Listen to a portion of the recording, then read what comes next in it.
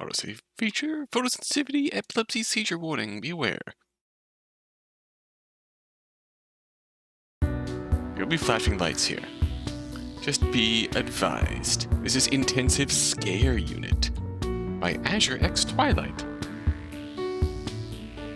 who played a few games of theirs on my own, but for YouTube, Twitch, we have played Soulbound Route for last year's O2A2 jam. And this is for Spooktober. This year's Spooktober, the 6th annual Spooktober VN Jam. And looking at the art, I tell you what, looking at the art style, it stood out. It looks so familiar. Just one of those things that really caught my eye. I couldn't place from where. And then checking the itch.io page, and I see Paranormasight inspired animations, and it clicked. But yes, it's meant to mimic. It's a startlingly good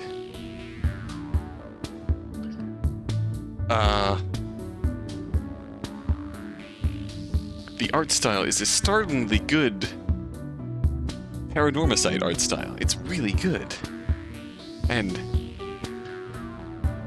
it's obviously also horror-themed. This takes place in the ICU. Obviously given the name, Intensive Scare Unit. And following our synopsis here, we have Lyra, a junior resident, stepped into her first night shift in the ICU, expecting exhaustion, not trepidation. Alongside her senior, Satria, the shift begins to unravel in unsettling ways. Bells ringing from empty rooms, whispers crawling through the halls, and the dead returning with unfinished business.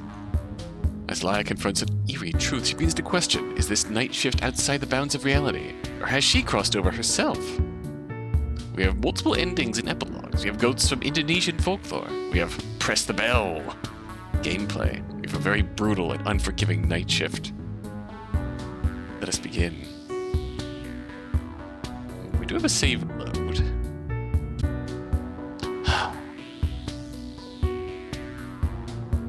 My first night shift during residency today. Mom and Dad have always wanted me to follow in their footsteps to become a specialist. Mom was a pediatrician and Dad was a neurosurgeon. I followed their wishes and got accepted to residency, but all I want is to get a good night's shift. Can't say I had high expectations for my first night shift in the ICU. If I'd known it would be this gloomy, I might have tried to get more than 3 hours of sleep. But the moment I walked through the doors, it felt like I'd stepped into a different world. Lights are dim, beeping is constant, and the whole atmosphere feels like it's one bad day away from a horror movie.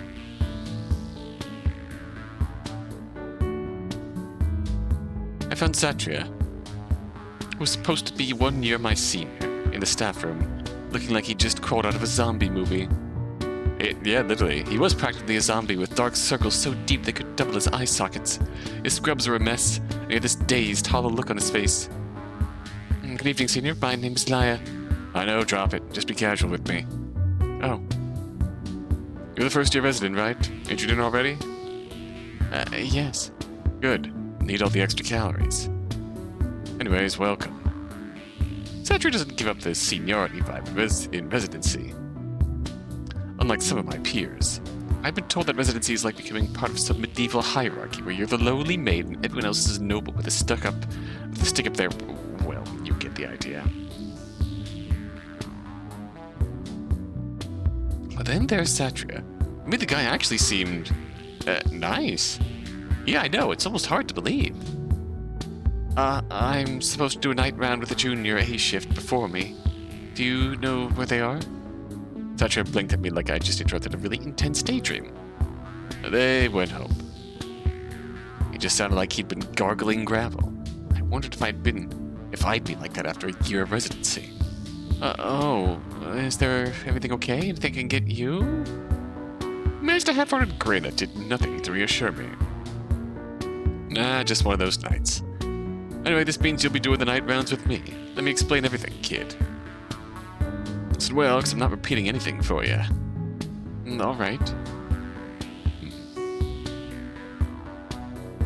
Okay, so this only uses autosave, apparently. You have to deal with night shifts. It's a whole different beast. We're understaffed, so it's basically just you, me, and, well, one nurse tonight. Wait, one nurse? For the entire ICU?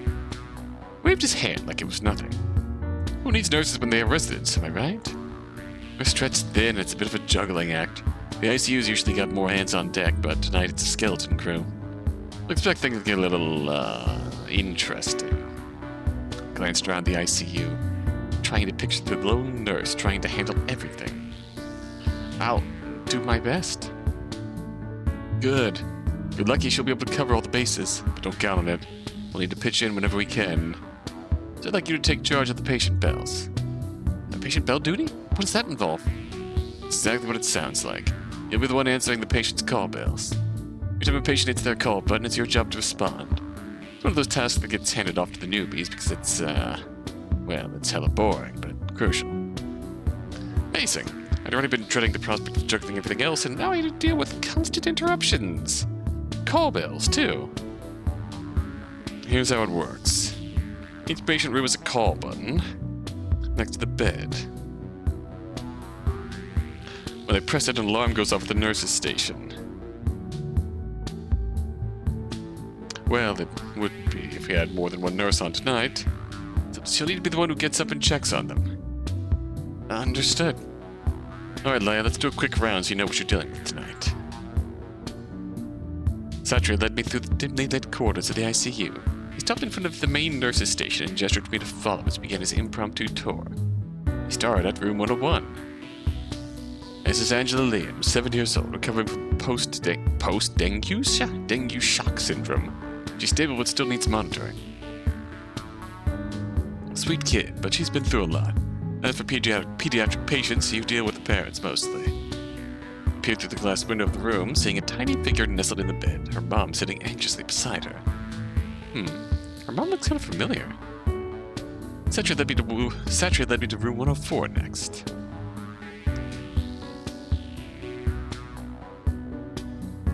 Here we have Miss Selvina, 47 years old. It's on a ventilator because her liver cancer has metastasized everywhere. Her condition is critical, so keep an eye on her. Can't get hold of her family yet, so no DNR. I glanced at the room where a ventilator hissed rhythmically and Mrs. Selvina lay still. Next, we moved to room 108. Hey! Concerning. I like the zoomed out view. The depth is really nice. I see.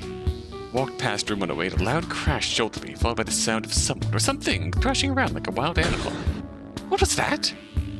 This is Mr. X. We basically found him on the streets. He's in delirium and pain, and he found some injectable drugs in his belongings. Probably OD'd on something. Thinks something is crawling inside of him. Pain in the ass, really. Just try to handle him with patience. Morphine every other hour or so, he'll let us know. So we're just gonna let him fight his imaginary demons in there?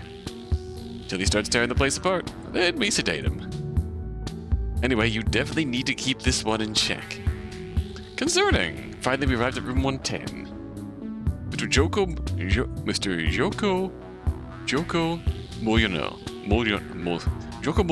Moyono, 75 years old. He had diabetic gangrene that caused a septic shock and just had a leg amputation. He's in a rough spot and can be a bit grumpy, but he's generally manageable. Satria glanced at his watch and sighed. Shift starts at 9 p.m. and runs until 7 a.m. Get a mix of serious cases and one that's going to test your patience. Try to keep track of their needs and be ready for anything. Got it. Any tips on how to deal with the patients while I'm at it? Satria gave me a weary look. Usual, be polite, be efficient, and try not to let them see how frazzled you are.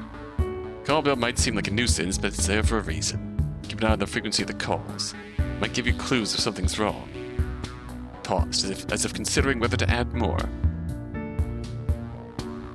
Also, be prepared for the occasional strange request. It's the ICU, after all. People and things here are usually not in their right state of minds. What do you mean? You'll see. Satria looked like he was about to collapse on the spot. Just do your best, kid. We're all running on fumes, but we'll get through it. If you need anything, well, try not to hesitate. Almost forgot, since we're working at the ICU, try to answer the patient bells as fast as you can, yeah? Any call might be someone's life and death. I mean, you can't just undo your mistakes in real life, right? As Satria shuffled off to the doctor's call room, he moved so listlessly, it was like he was gliding through the shadows. Seriously, the guy looked like he was part of the decor.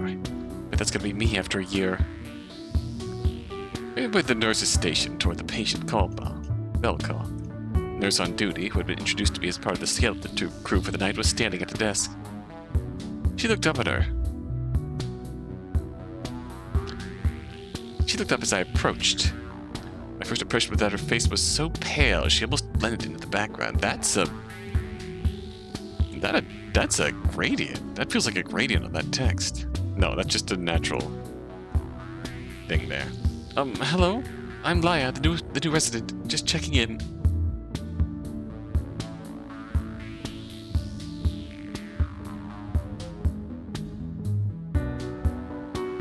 The nurse didn't respond. Instead, she just stared at me with vacant eyes and nodded. It was as if she was too tired, overwhelmed, to offer any kind of greeting. Alrighty then, I'll be around if you need anything or if there's any news.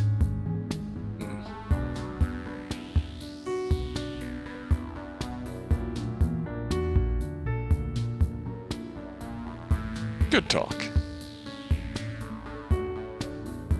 But nope, no reply, just silent nodding. It was like talking to a very pale, very silent mannequin. The chill of the room seemed to grow thicker with every second, and the silence was starting to feel like it was pressing in on me. I turned and headed back towards the patient rooms, trying not to let the oppressive atmosphere get to me. Did lights just flicker? Probably my imagination.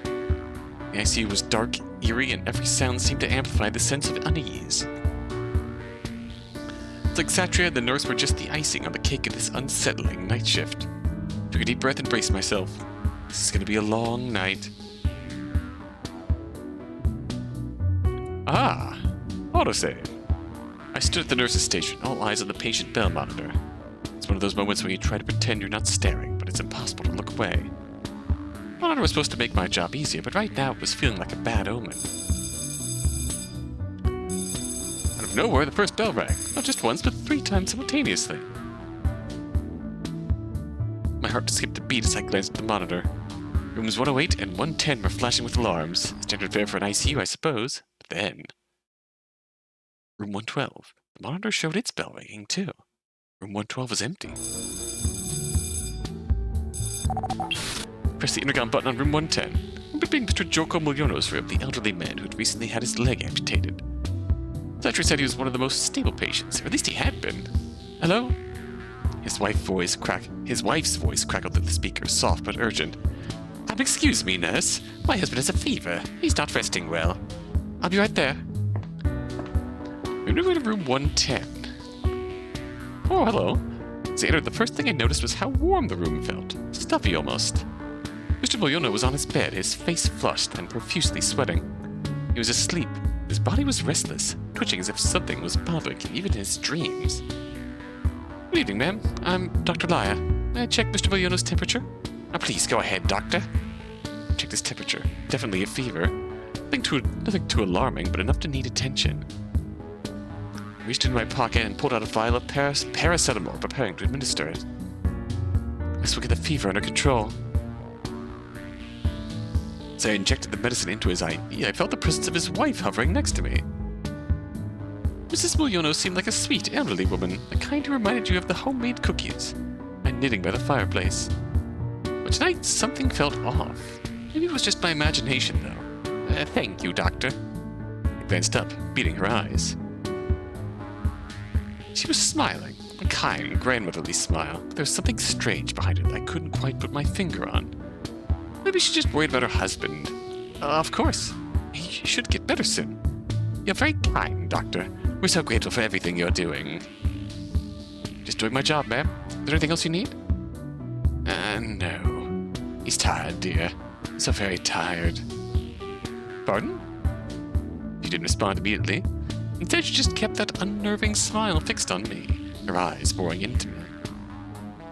I checked Mr. Mulyono's vials one last time, my hand shaking slightly. His fever was starting to come down, and he seemed to be slipping into a more peaceful sleep, but the room still felt too suffocating. And Mrs. Miliono kept smiling, never once moving. "You should be fine for now. Just let me know if anything changes." Mrs. Miliono said nothing, just nodding silently as I turned to leave. Hey, honey, don't. I could feel her gaze burning into my back, that eerie smile still hanging in the air. I like that. Door clicked shut behind me, and I exhaled a breath I didn't realize I'd been holding. What is wrong with my first shift? Rushed back into the nurse station, trying to shake off whatever just happened. 101, 103, and 104. Okay, so here's our branches here. 101, 103, and 104 all started ringing at once. Not this again. 103 was empty, completely and utterly empty. So why the hell was the bell ringing? 104, and Mrs. Selvina was unconscious and paraplegic. And that's the nurse, who was still standing there, eerily mute, as if the chaos around us didn't even register. What the hell's going on with this night shift? Satria, my ever-reliable senior, just let out a sarcastic laugh. Well, it seems like there's a welcome party for you.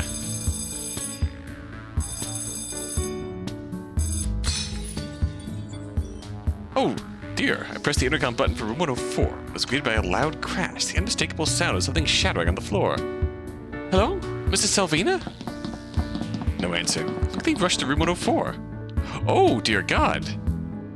Pushed the door open, and the room was dark. But as I turned on the lights, I saw a cup of tea lying in pieces. There was no one else in the room but Mrs. Selvina, who was unconscious in her bed, oblivious to the mess. Jesus Christ, seriously? I crouched down to inspect the shards of glass, looking for any sign of how the cup had ended up on the floor.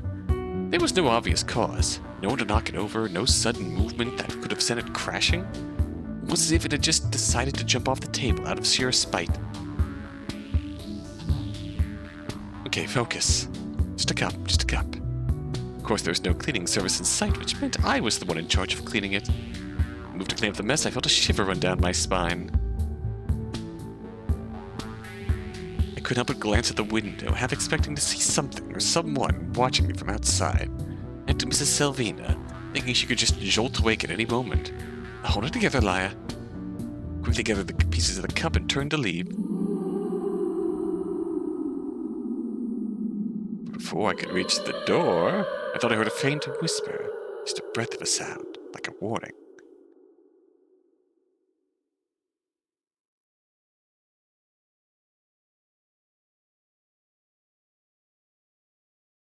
Froze, my heart racing as I glanced back at Miss Selvey. She remained still, her breathing steady but shallow. As if this night couldn't get any weirder. I quickly left the room, huffing to myself. Feeling thirsty, I wandered into the doctor's lounge. Satria was already there, leaning against the counter while stirring 2 cups of coffee. He handed me one with a half smirk.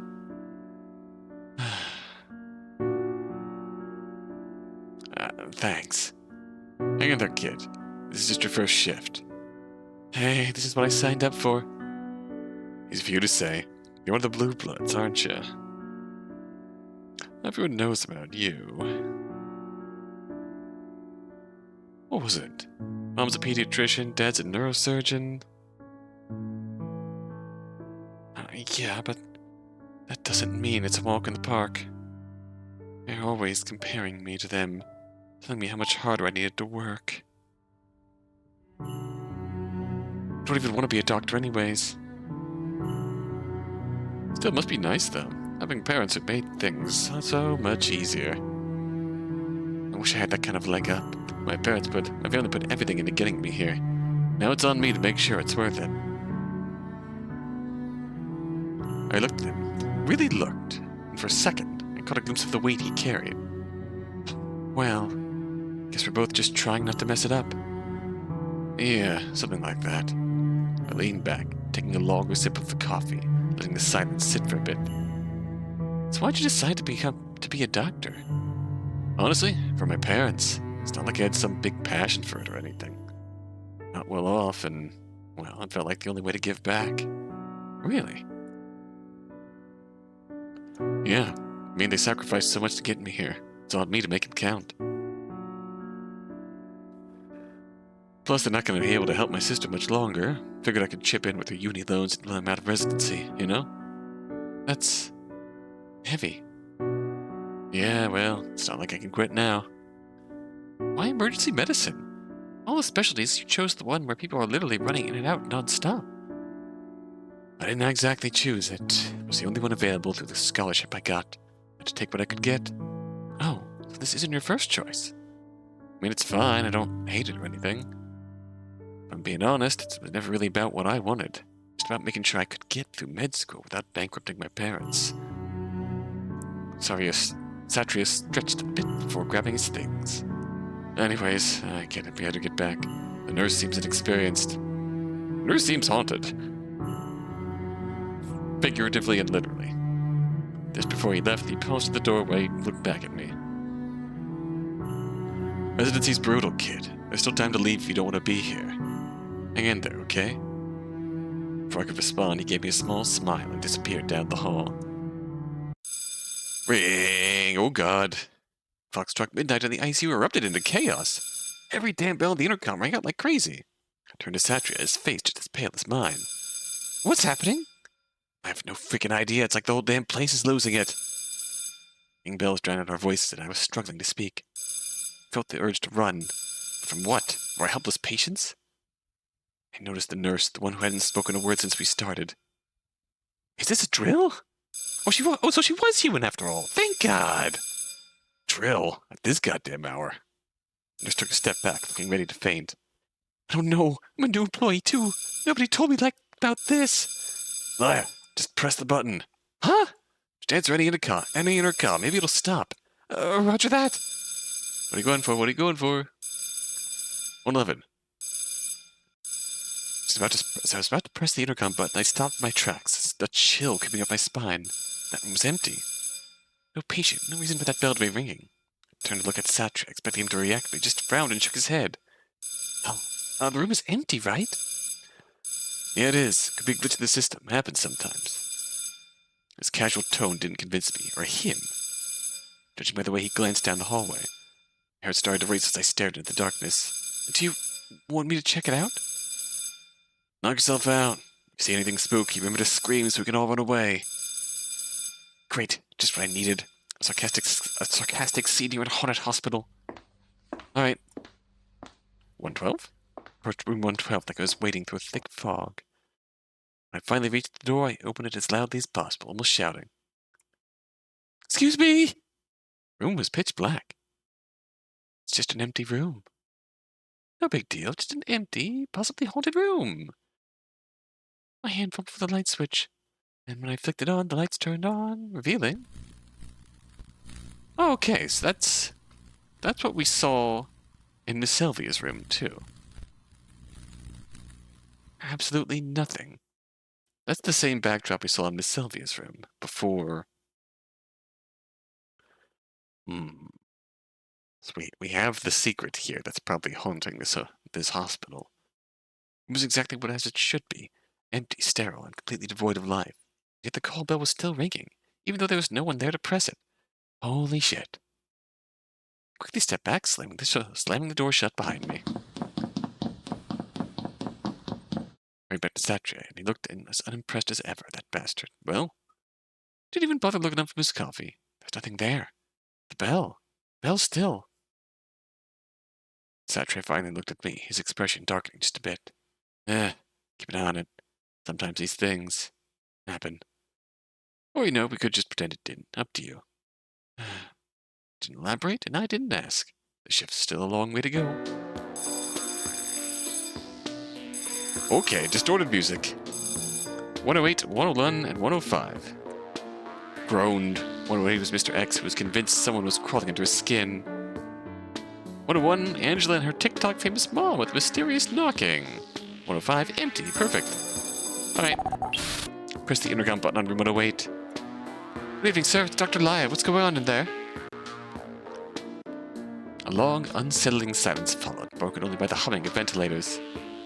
I was about to repeat myself when a garbled voice came through the speaker.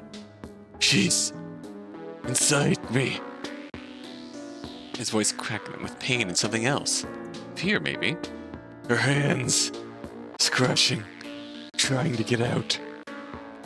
I answered him because I feel like that was a very stern, bold warning that if we don't answer him, we could die. So there's nothing under your skin. You're just experiencing a symptom of your condition. No, no, no. His voice was louder now, frantic. Beneath the sound of him thrashing in his bed, the bed frame creaking under the force. You don't understand. It's her. Her nails. I can feel them. Digging. Sir? Just breathe, okay? I'm coming to check on you. But you have to stay still, alright? No reply, just a wheezing laugh crackled through the intercom, making the hairs on the back of my neck stand up. Oh, I hate this. I hate this. Oh boy. I reached the door to room 108, bringing the sedatives with me. Suddenly, everything was eerily quiet. Groggily, I glanced down the hallway, hoping to ask for assistance from Satria or the nurse, but I was alone. Took a deep breath, steeling myself as I pushed open the door to room 108. Aye! I should have let Satria take this one. Concern! Mr. X was thrashing violently, face contorted in agony. His hands were clawing at his own skin, scratches covering his arms where he tried to dig out whatever he believed was inside him. Help! Please! Please get her out! I can't take it anymore. I'm just going to sedate you, sir, and hope with the pain, but you have to let go, alright? As I reached for a syringe, he grabbed my wrist with surprising strength. Let go! Let go! She's hidden me! Her nails, they're cutting through! She's gonna crawl out of me and into you! She'll tear us all apart! His grip tightened. Oh boy! Oh boy! And for a moment I could almost feel it, a sharp cold scratch just beneath my own skin, like nails grabbing through flesh. My stomach turned, but I forced myself to stay calm. I had to. It was just a delusion. It's just the drugs. It's just paranoia. I injected the sedative into his IV, and Mr. X's breathing slowed. His thrashing subsided as the sedative took effect. Even as his eyes fluttered shut, he kept whispering to himself. She's coming.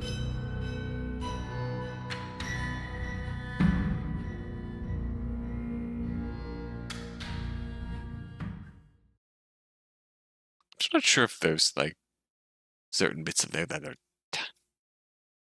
timed, or if I have to click to get through them. I just end up clicking anyways, and it passes through, so I backed out of the room trying to calm my trembling hands. But then, I started down the hallway. Something stopped me in my tracks. Oh. Don't like this. Okay. It was faint at first. A soft melodic hum that seemed to drift through the stillness. Who the heck is singing at this hour? I paused, my ears straining to catch it. The sound grew clear, and my blood ran cold. A Pacinden was singing?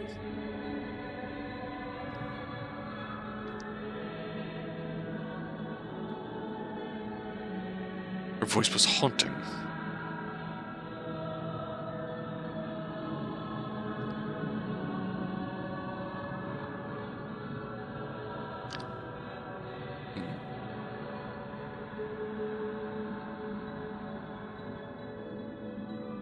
Her voice was haunting, laced with a sorrow that seeped into my bones.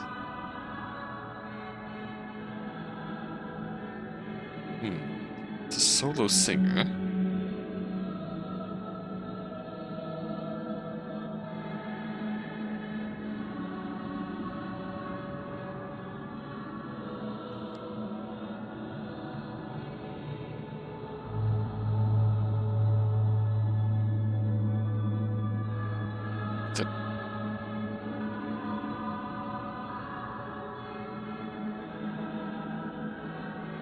Pacinden is a traditional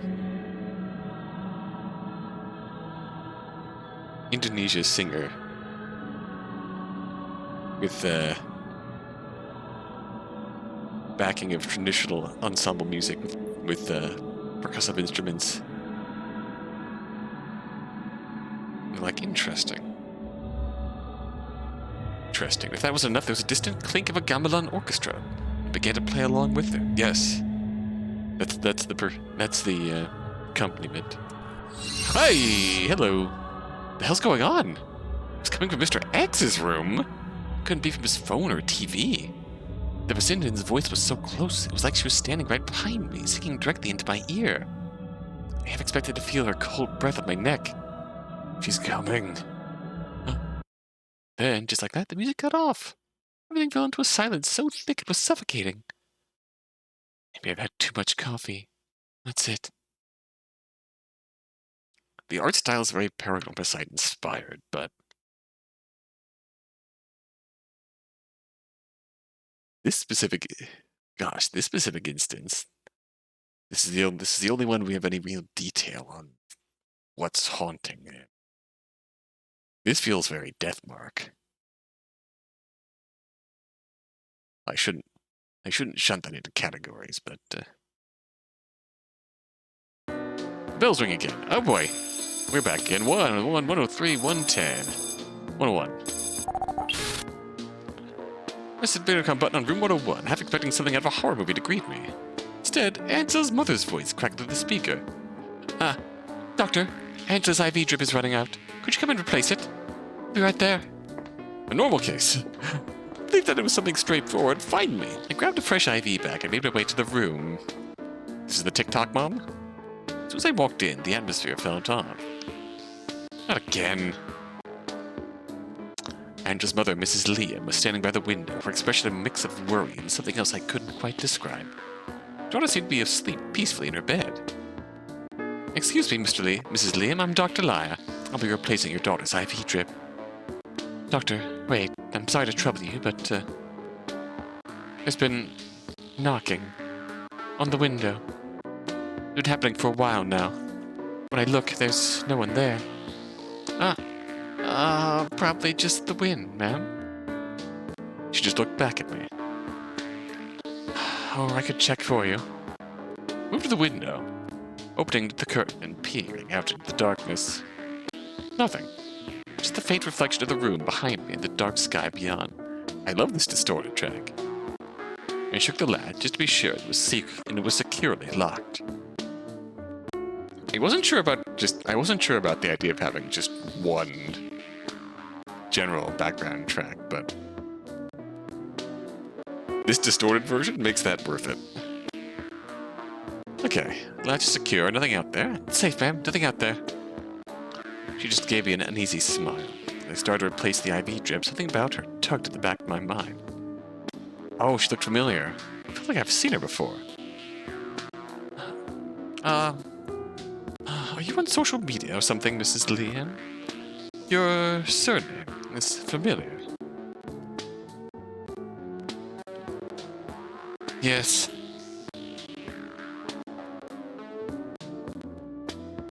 Yes, I'm a tic-tac model for Veronica Liam. I see. She didn't respond, just turned back to the window. She was holding her left wrist. Oh. And for a moment, I thought I saw some bruising marks on them. I finished up with the IV. Unease in the room seemed thickened. It seemed like I should have asked.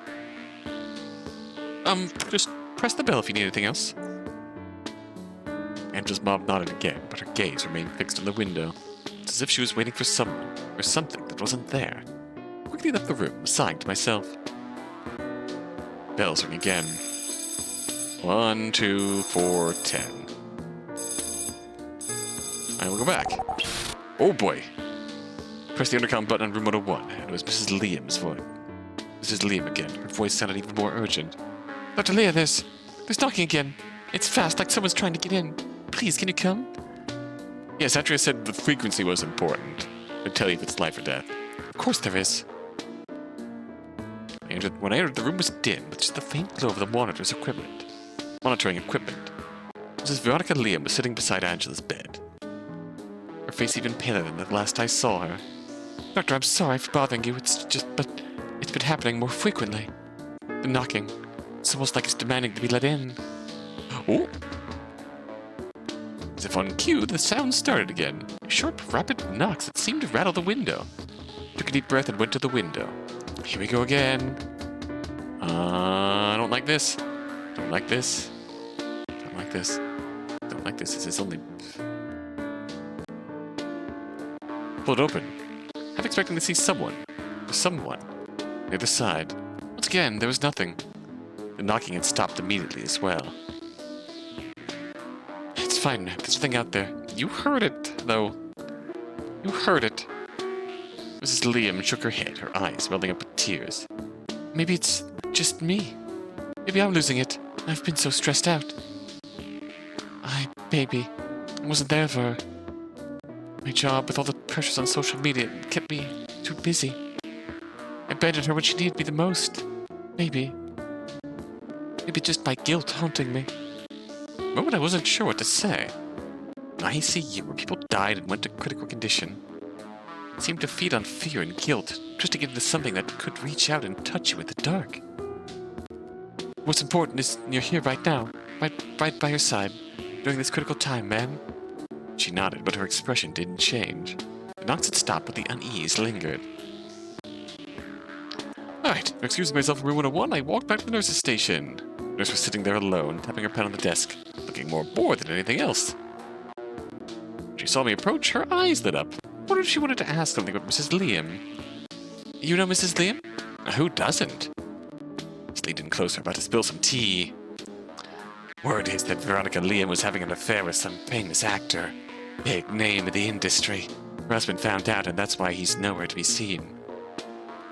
Left her to deal with everything on her own, even his own kid. Can you believe that? Oh, so that's why he's not here? Yeah, rumor has it the whole thing was a huge scandal, but they kept it hush-hush because, you know, reputation and all that. But everyone in the know, well, they know. And how do you know? All of a sudden, playful smack on the back of my head and turned around to see Satria grinning like a mischievous kid. No more gossiping on the job, Dr. Laya. You're supposed to be professional here, or I'll tell on you.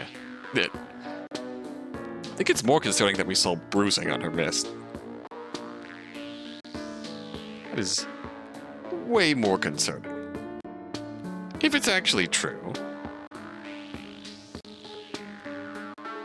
Here, if it's actually true. That's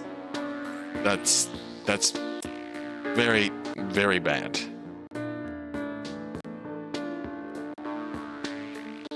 I should say,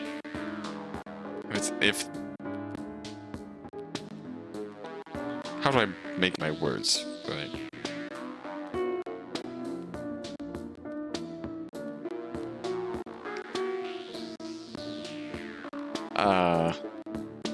Yeah.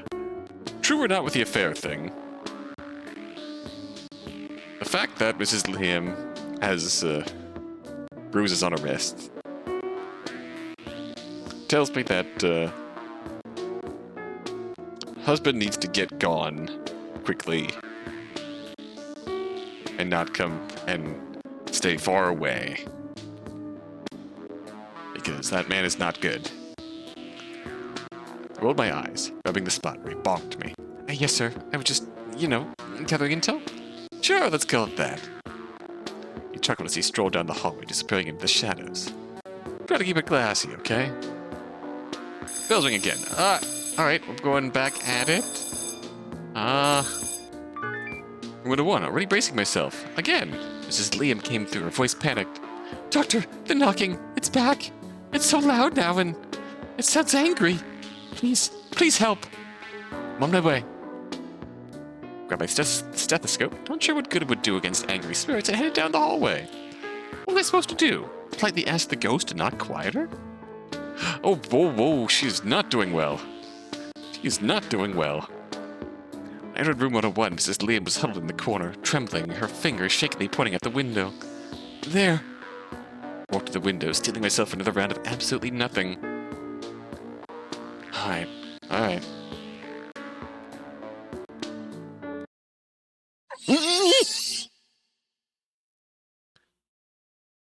Pale face shot up from the darkness outside. A child's face, except there were no eyes. Just empty, hollow sockets staring right at me. Oh, God! Gasped, nearly tripping over myself as I stumbled backwards. There's the room again. Mrs. Liam was sobbing in the corner. Angela shifted in her sleep, her small body twitching under the sheets and groaning as if in pain. Oh, God! My heart was still racing from the eyeless kick at the window, but it got worse when I heard it. Soft, eerie laughter. Hi! Angela. Come play with me. I froze. Come on, Angela. Don't you wanna play? Glanced at Angela. Her groans were getting louder, like she was trying to escape something in her sleep. Angela, come play. Just let go. Then, I could see it. A faint shimmering light pulling away from Angela. Her soul rising like a wisp of smoke. Drawn toward the ghost kid. Oh, bad. Bad news. No! Get back. No, get back.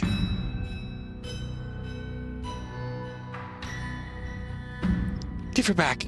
Get away from her. Angela's mother, still huddled in the corner, was oblivious to whatever was happening to Angela. She just stared at the ghost kid, her face twisted in fear, not even realizing the danger her daughter was in. Angela, fight it. You can't go with him. What? What's happening? The ghost child turned, grinning wider, his eyeless sockets boring into me. She wants to play, just like I do. Angela's soul followed the ghost kid, and the ghost kid laughed. He pointed at Mrs. Liam. She doesn't love you. You never had time for her. No, Angela. Angela's better off dead, so you can live a new life with that uncle. The ghost kid howled, his laughter ringing in the air. Mrs. Liam, help her. Help Angela. I tried to prevent them from getting out of the room, but the darkness around us thickened. I could feel it wrapping around me, pulling me back. I'm so sorry, dear. Oh! You don't get to say that now, Mom. You never cared about me. You were too busy with your stupid modeling career.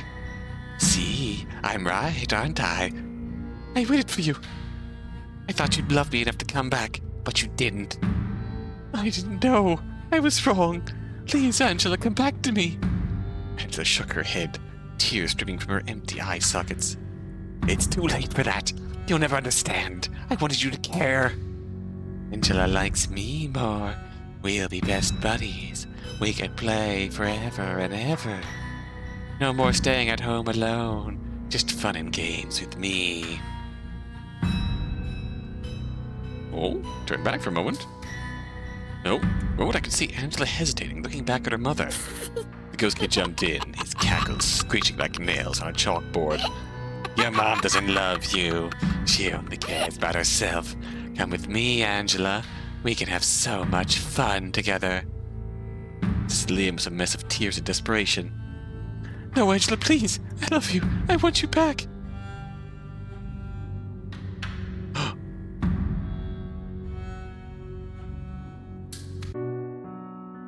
Angela, your mom has suffered enough. Look at this. I grabbed Mrs. Liam's hand and showed her all the bruises she had. Angela stared in horror, not knowing what her mother had gone through. You need to go back to your body, to your mom. You can't just leave her like this. Angela's eyes flickered with a moment of hesitation, but the ghost kid tugged on her hand, whispering something in her ear. She looked at her mom one last time. I'm sorry, Mommy. I didn't know. Daddy beat you up, didn't he? And yet you stayed with him because of me. You can be free now. Oh, no. Free from Daddy. And from me. No. With it on. With that, Angela turned and walked away with the ghost kid, her form fading into the darkness as her body from the bed began to tremble. Oh, fuck! The monitors were beeping as her vitals plummeted. Panic surged through me as I rushed to Angela's bedside and grabbed the intercom. Code Blue! Satria, nurse! Satria and the nurse came running into the room, their faces grim as they saw Angela's lifeless body. But quickly, performing chest compressions, giving her oxygen, everything we could to bring her back. Deep down I knew it was hopeless. Angela's soul had already left. Fuck! Oh. In hindsight, yes, that is a expected reaction to show that shit to a kid. Goddamn. Yeah, that is a perfectly... I'm sorry, ma'am. Time of death. Mrs. Lynn crumpled to the floor, sobbing uncontrollably. Angela's voice echoed in the room, so soft that I almost thought I imagined it. Love you, Mom. Please, be free. I stumbled out of Angela's room, my hands shaking as the weight of everything finally hit me. That being a doctor meant we'd see countless deaths. I could not stop my tears from flowing after experiencing the events that transpired tonight firsthand. All I could hear was Angela's voice, her final words to her mom. The sound of the flatline ringing in my ears. This isn't happening. Poor Angela. I heard footsteps approaching. Before I could gather myself, I felt a hand rest gently on my shoulder.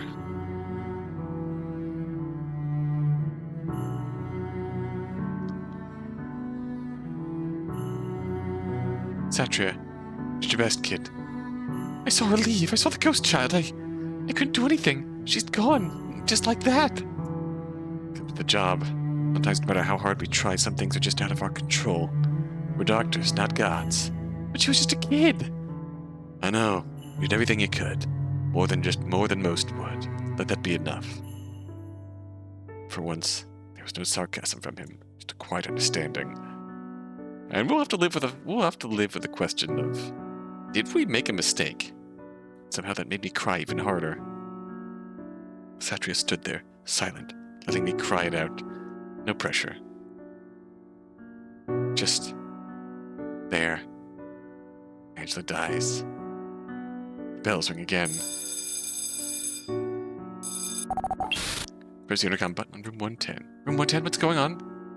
My husband is in pain, doctor. Please come immediately. Oh, she's not here. I hurried to room 110. Mr. Millono lay in bed, face contorted in agony, beads of sweat glistening on his forehead. He's not fully conscious yet. Rushed to his side and quickly checked his vitals. Hang in there, sir. I'm going to give you something for the pain. Oh, thank goodness you arrived quickly. Yes, ma'am. To administer the medication, I noticed something. Mrs. Millono stood at the foot of the bed, a serene smile on her face. But her feet weren't touching the ground. I wanted to scream, but my body froze, and my hand was still administering the meds. I'm still processing Angela here. I don't have time for this. They finished my job, and god damn it, the syringe fell to the floor. Went down to retrieve it. I was face to face with her feet. I wasn't just dreaming. She wasn't just standing there. She was floating.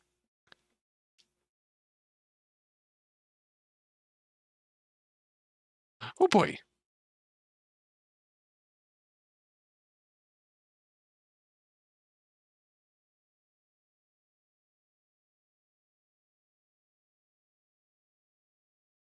Oh boy. Hi. The meds are in his system now. He should be all right. I'm just gonna go now. Her smile widened. Hey! Did you leave because you're done or because you've noticed me? The room felt a lot colder, and the shadows deepened in the corners as if they were reaching out to grasp me. Somehow, there were cracks in the wall. I couldn't move a muscle. Mrs. Millono, I think you should... Do you see me? Panic surged through me. I turned to the door, desperate to escape. I have to go. Oh, it's spreading. Oh, that's bad. One last frantic glance at Mr. Millono. His pained expression mirrored my own horror. I bolted from the room and slammed the door shut behind me.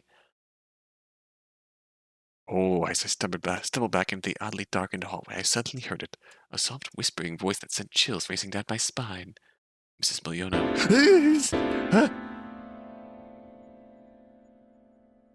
You should know. One of you is just like me. I've dropped as you fucking... Stop that! The darkness hides secrets, my dear. One of you is pretending to be alive, just like I once was.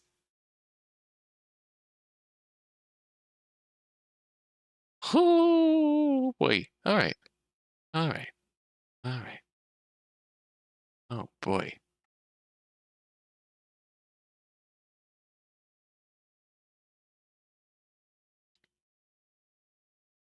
This is auto-saving all over the place. I slowly shuffled back toward the nurse's station, trembling. Who could it be? The nurse. Satria.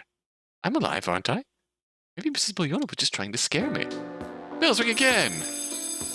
Oh, I don't want to go back there. I don't want to go back there. 108. I pressed the intercom for room 108, and the sound of Mr. X retching immediately fills the speaker. His voice, even more frantic and broken than before, cut through the noise. She's out! Pardon? She's out, but I can still hear her. She's here! Help! Sir, I'll be there in a... Ah! Sir! You hear it too, don't you, Doctor? Listen, something else crept in. Something familiar. A Pessindian song. Soft at first, like a lullaby from hell, getting louder and closer with each second. The song drowned out Mr. X's screaming. The hairs on my neck stood on end as her voice wound through the static. Oh! It inched closer and closer. Hi! Till it felt like she was right there in the nurse's station instead of Mr. X's room. I can't do this alone. Bolted toward room 108, dragging the new nurse with me despite her protests. The eerie wails of Mr. X still echoed in my ears as we rushed down the dimly lit hallway. He's gone. Burst into the room, the bed was empty. The song had also stopped. Sir? I looked at the window, but it seemed like it was jammed shut. Over there! The nurse pointed at Mr. X, cowering under the bed, his eyes glinting with terror. Sir, what are you doing under there? Knelt down, trying to see him better. Oh, before I get an answer, the nurse beside me let out a blood-curdling scream. She stumbled back, clutching her foot, eyes wide with fear. Doctor, there's something scratching me! It's under the floor! It's scratching me! A cold chill ran down my spine. Scratching.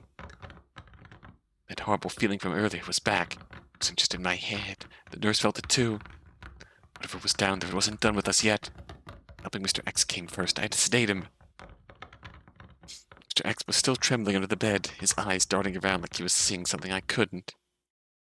I checked the sedative into his arm, trying to ignore everything else while the nurse cowered behind me. Just breathe.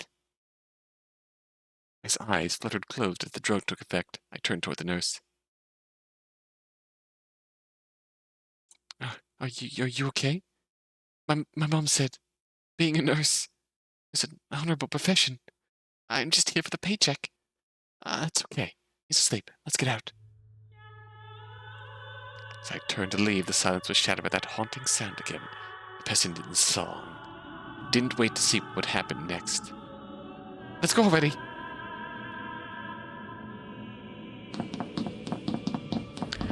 Yeah, we're in the terror hours now. Oh, she's coming.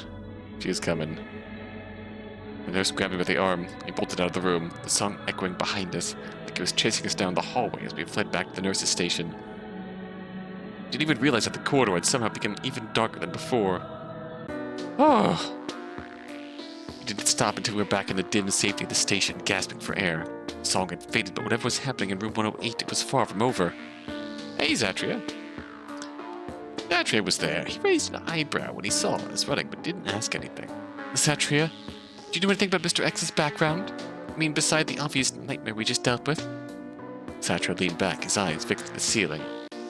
There's a rumor that he used to be filthy rich. But you know, classic tale. Lost everything. Bad investments, gambling, drug addictions, who knows? Really? How come? They found him, he had this ridiculously expensive watch on him. Like the kind that could pay off a car. No one's sure if he stole it or if it was his, but it's the only thing he had left. I keep hearing a gamelan song and someone singing. Satria didn't even blink, just shrugged with that exasperating nonchalance. Maybe it's a vengeful lover haunting him, or his ex-wife, who knows? Maybe the music's just in his head, and now it's in yours too. Oh, don't say that, that's horrifying. There's no way! Either way, it's absolutely none of our business. It is becoming our business. I couldn't tell if he was being serious or just messing with us, but either way, he did nothing to calm the two of us. This is way above my pay grade. I'm not even getting paid. Satria just smiled, that infuriatingly calm smile. He wordlessly reached to the counter, poured 2 cups of tea. He handed one of them to the nurse and one to me. Here, drink up. It'll help calm your nerves. The nurse and I exchanged a glance, still too rattled to do anything. Finally, I took a sip anyway, trying to shake off my doubts and fear. The nurse did the same. If Satria could be this relaxed, maybe we could survive the rest of the night. Maybe he was just as crazy as this place. Oh, it's finally 6 a.m., the end of my first grueling night shift. I was ready to head home. Barely able to keep my eyes open when I noticed Satria standing by the exit. A silhouette framed by the morning sun, almost different somehow. Waved me over with a faint smile. Yo, kid. Thanks for everything. Sure. I didn't do much? Yeah, but still. Thanks. Okay. You sound like you're saying goodbye. There's still more shifts in the future. Nah, you won't see me again after today. Take care of yourself, alright? If I could ask what he meant, he gave me a final wave, stepping out into the sunlight. And then just like that, he was gone. No footsteps fading, no doors closing, just gone. I stood there, my mind spinning. Had I imagined it? And it had been long, sure, but this felt strange. Everything can wait later. For now, bed. As I clapped on my couch, still thinking about Satria's strange words, I mindlessly scrolled through my phone. That's when I saw it. Oh! Satria Dominic, medical resident, dies in a single motorcycle accident at 7 p.m. last night. Wait a minute. We were working together at 9 p.m., weren't we? We were still alive then, right? I scrolled through comments, heart pounding. People were mourning him, talking about how kind he was, etc. He died last night, and who was with me on the shift? A chill crept up my spine as I replayed our final conversation in my mind, his calm words, the way he disappeared into the sunlight. Was it real? Had I just worked an entire shift with Satria's ghost?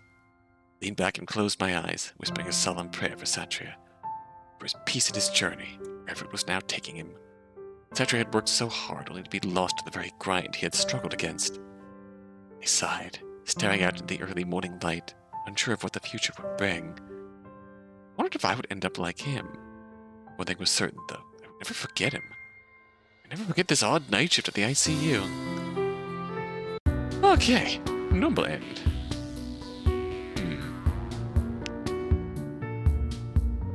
There's still a lot more. Didn't really unlock anything here. I'll have to do more poking around.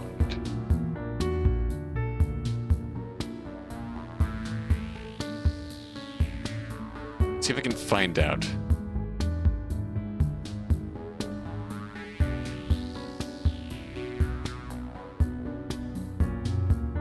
Yeah, I'll have to see what we can do to map out.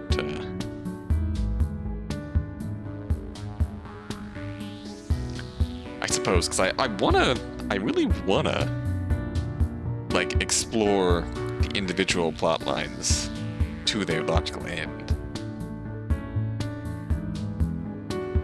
That'll be a whole separate few replays here, just to work through it all.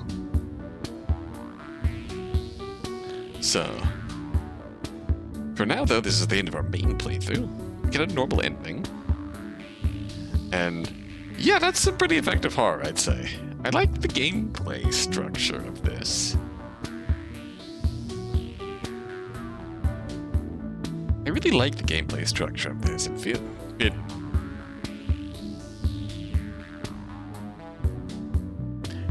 I definitely see the Paranormasight inspired animations of this sort. I feel like I mentioned Deathmark in terms of the horror too. In terms of the hauntings too. And it really does. I know I said that I shouldn't try and pigeonhole things by referencing other things it reminds me of, but I feel like it's also kind of apt. It's a normal.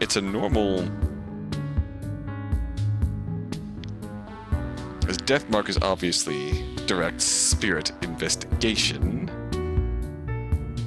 like actively investigating and pacifying spirits, but this is like just normal salary fella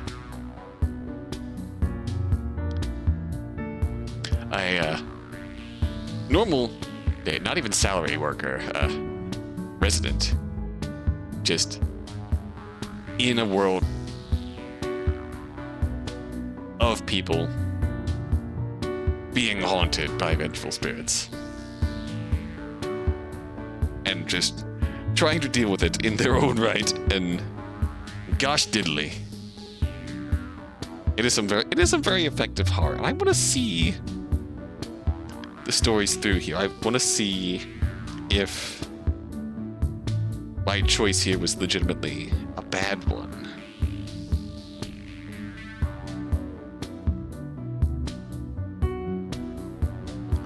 For Angela's fate. If we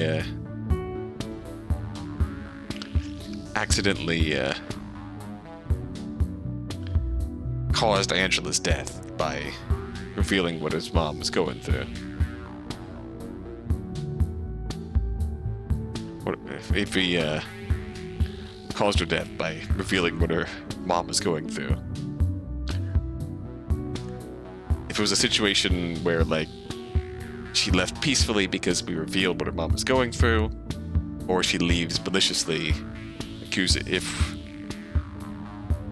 we say her mom loves her, she leaves maliciously and says that mom is lying.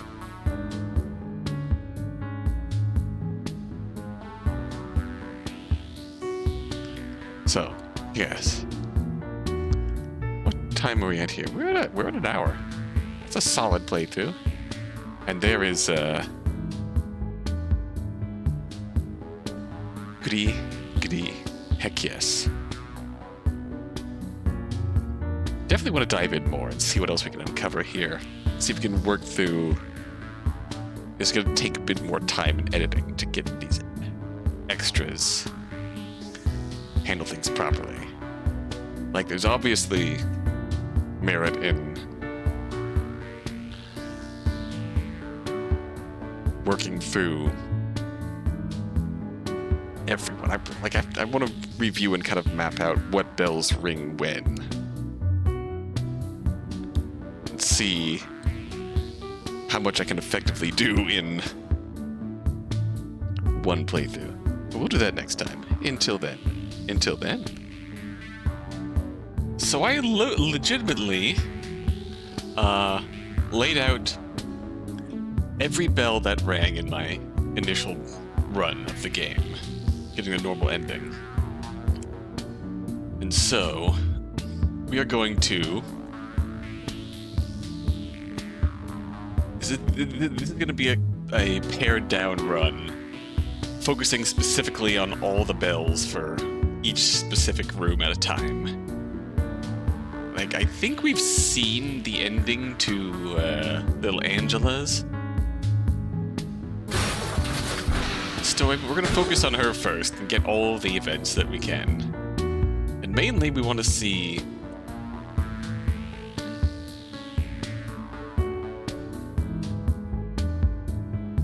what happens if anything changes as a result of seeing the last of the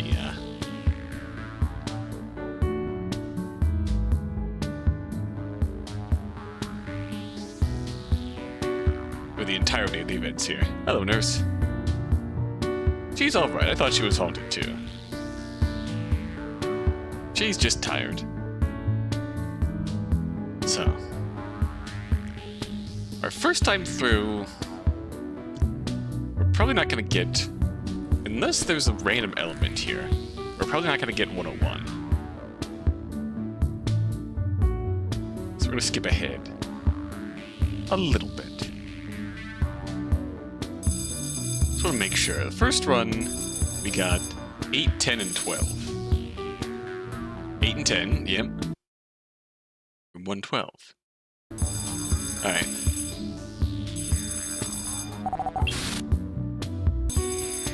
Alright. 103 is empty. What do we get? 104 and 101.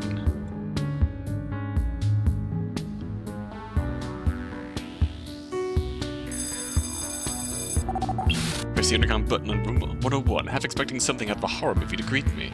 Instead, Angela's mother's voice crackled through the speaker. Doctor, Angela's IV drip is running out. Could you come and replace it? I'll be right there. Okay, I think this was the first event that we saw when we went here. The atmosphere felt off. Not again. Angela's mother, Mrs. Liam, was standing by the window, her expression a mix of worry and something else I couldn't quite describe. Her daughter seemed to be asleep peacefully in her bed. Dr. Leah? Yes, there's been knocking on the window. Been happening for a while now. When I look, there's no one there. Probably just the wind, ma'am? She just looked back at me. This also gives me a chance to see if there's actually events that I missed out, or if there's certain events.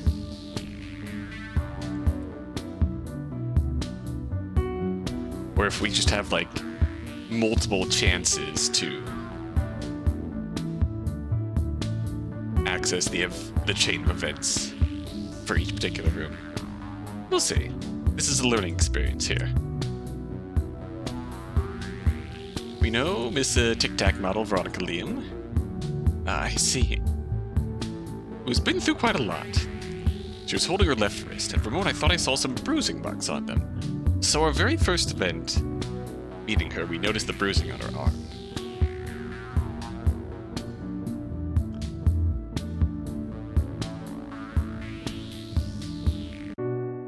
Alright, we've seen this. And after this, everything goes wrong. And now we'll see what happens. Because every bell goes off. I'm not sure if each room has a unique event. Hello, is this a drill? She's awake. Alright. We're gonna go to 101. See what we think. Just answer any intercom. Alright. Oh, hello.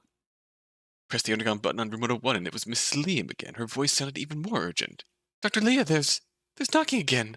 It's fast, like someone's trying to get in. Please, can you come? Of course there is. Huh. I entered. The room was dim, with just the faint glow of the monitoring equipment. Mrs. Veronica Liam was sitting beside Angela's bed, her face even paler than the last time I saw her. Okay, this is the second event that we've seen. Sharp, rapid knocking. And there's nothing outside. But the third time is the one where we actually get...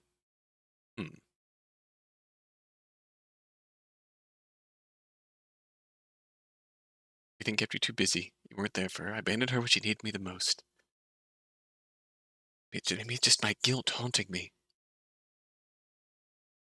Well, you're not far off. ICU where people died and went to critical condition seemed to feed on fear and guilt, twisting into something that could reach out and touch you in the dark. Yeah, there's still time. There's still time. I'm also realizing that from 11 p.m. on, Angela's bell rings every time.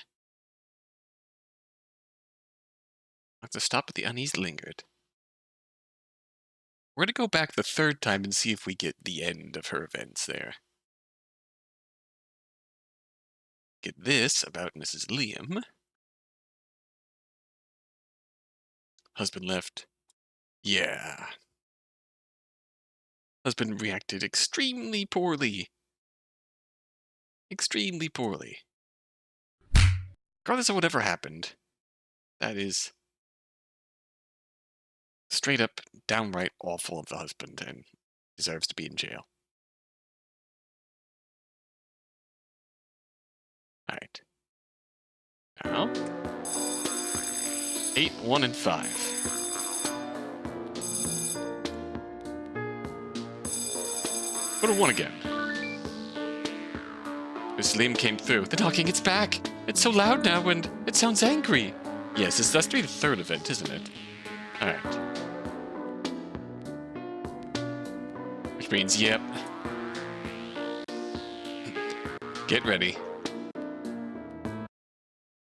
There he is!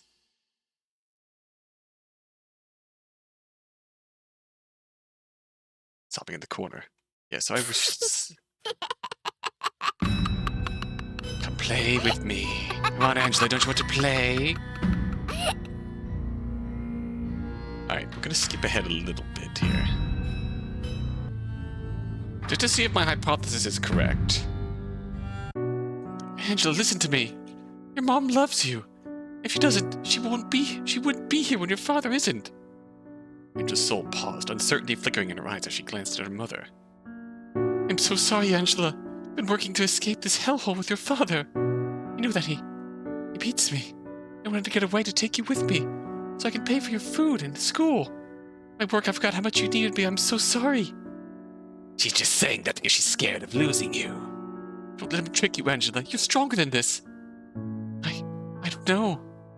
You're loved, and you deserve a chance to be happy here, with your mom. Don't let him take you away. Slowly, Angela's soul started to drift back toward her body. No, Angela, don't be boring. Stay with me. Oh, we saved her. I hope we saved her. Did we save you? Angela, please go back. Go down. Yeah! We saved a life.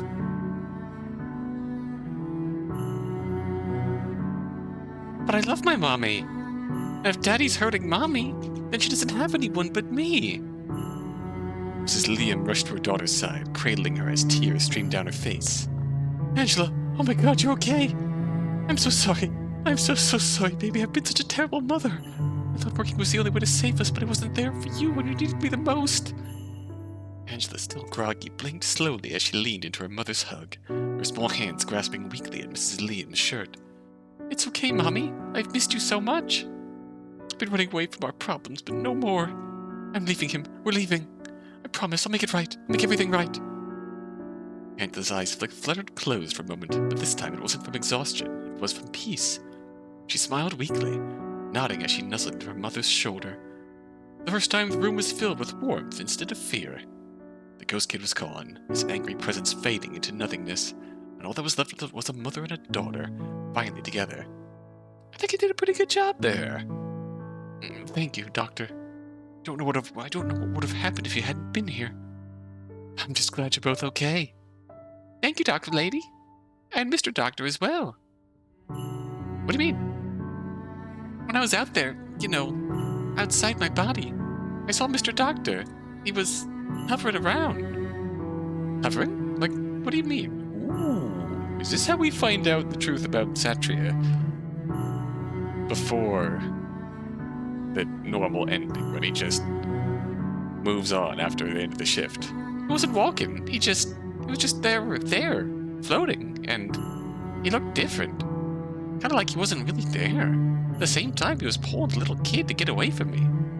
Oh, that was odd. I didn't see Satria around. Really? But I didn't see him at all tonight. Me neither, but I'll keep an eye on him. I think he's going to the old man's room next. Maybe you'll catch him if you visit there often. The kid said everyone is afraid of the scary ghost lady wearing kabaya. So she probably needs to go first. Scary ghost lady wearing kabaya. Mr. X? Something wasn't right about Satria. Now Angela had seen it too. What would actually happen? Angela lives. Suddenly, the 108's door swung open violently. Mr. X, with his wild eyes and disheveled hair, burst out, throwing all of his medical equipment as if he were poison. She's after me! Satria, we have to stop him. Chased after him, but he was too fast, too frantic. I have to run. I can make it. He bolted into an empty room. Before I could reach him, he lunged for the window. Sir, this is the 5th floor. He jumped, and I felt time stretch as I watched him fall. A sickening thud echoed throughout the halls. The air filled with haunting sounds of gamelan and a pestilent song, an eerie lullaby that seemed to mock the tragedy. I stood frozen, my heart pounding when woman's laughter pierced through the haunting melody. It was as if coming from the very depths of hell. No! No! The sight of his lifeless body sprawled on the ground below broke something inside me. My vision blurred, and the world around me spun as I sank to the floor, darkness closing in. Then suddenly, I was awake in my work attire, my heart racing in my own bedroom. Wait, where am I? Familiar walls surrounded me. The night shift felt like a distant nightmare. I blinked, disoriented, and for a moment I couldn't shake the feeling that it had all been real. I checked my phone, and it's the day before the night shift. It was supposed to be tomorrow. The hell? I frighteningly turned the TV on, and there it was on the news. Tragic news from the city hospital. Ooh! Yamendra Sanjaya, the once prominent CEO, had jumped to his death from the hospital building. Most to say he was struggling with overwhelming debt from online loans, a situation he found himself entangled in after a series of poor financial decisions. My stomach twisted as the screen flashed images of him, smiling with a woman who looked like the Pessenden woman. He looked so happy, so full of life. Now that joy was gone, leaving behind nothing but despair. Witnesses reported hearing strange sounds coming from the hospital moments before the incident. Authorities were investigating the circumstances surrounding his death. I stared at the screen, frozen. Laughter, the singing, it all came flooding back. I felt sick. Was this all connected to the night I had spent at the hospital? As the news continued, I couldn't shake the feeling that the nightmare wasn't truly over. Mr. X dies. Oh! A few days later, I bumped into Angela and her mom at the hospital. Oh! Angela looks so much better, healthier, happier. Her mom smiled at me, and I could see the relief in her eyes.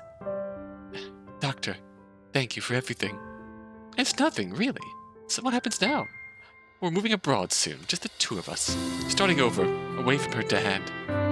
I glanced at Angela and gave me a big grin. It was clear they were ready for a new beginning. That's great. I'm really happy for the both of you.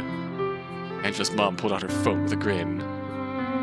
Oh, come on, let's take a quick video together. If I could protest, she recorded a short clip of the three of us, thanking me for saving her daughter. Angela smiled happily, and I awkwardly waved at the camera. And there we go. Upload. You're gonna be famous now. Great, just what I needed, ma'am. Hey, at least for something good. Goodbye, pretty doctor. See you again. Feel free to DM me if you need anything, Doc. A collab, whenever. As I walked away, I felt a warmth in my chest. It was a reminder that things really can get better. Ooh, okay. Nice at 37. Man. Grub looks old. That's sweet, though. We got our first epilogue. So... everyone's got an epilogue.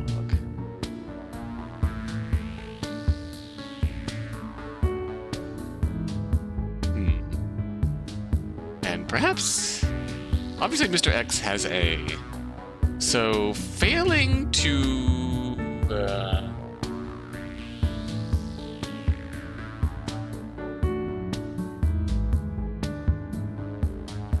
so, failing to visit Mr. X at all...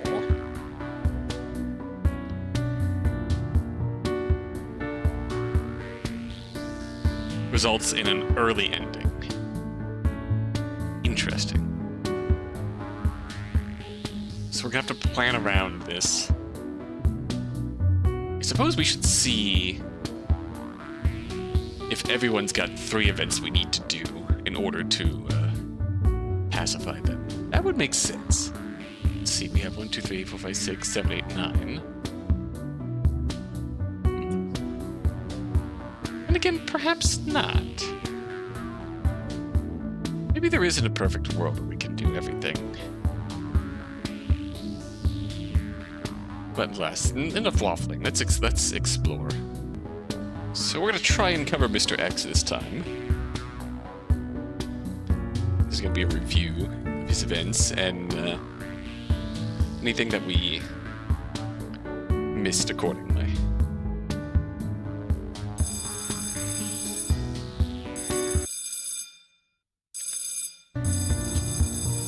Going to 108. Good evening, sir. It's Dr. Leah. What's going on in there? Long, unsettling silence followed, broken only by the hum of ventilators. I was about to repeat myself when a garbled voice came through the speaker. She's inside me. Yes, we've seen this. Her head's scratching, trying to get out. I swallowed hard, trying to keep my tone professional. Just experiencing a symptom of your condition. No, no, no. It's her. Her nails. I can feel them. Digging. I think we've seen 3 events of his in my main playthrough. Because we were told we had to keep tabs on him.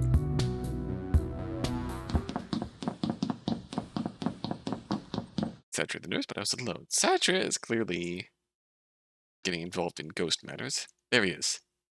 I should have let Satria take this one. Mr. X was thrashing violently, face contorted in agony.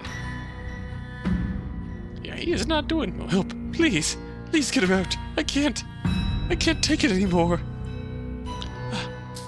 I'm just gonna sedate you, sir. It'll help with the pain, but you have to let go, alright? As I reached for a syringe, he grabbed my wrist with surprising strength. Let go! Let go! She's hitting me! Her nails! They're cutting through! She's gonna crawl out of me and into you! She'll tear us all apart!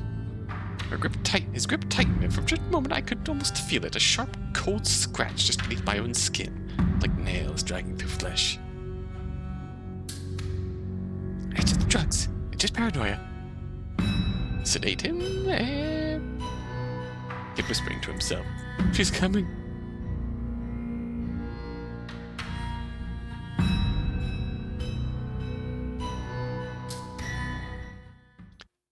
Moving right along. Okay, this time at midnight we're going to answer room 108 again. And get our second event here. For Mr. X.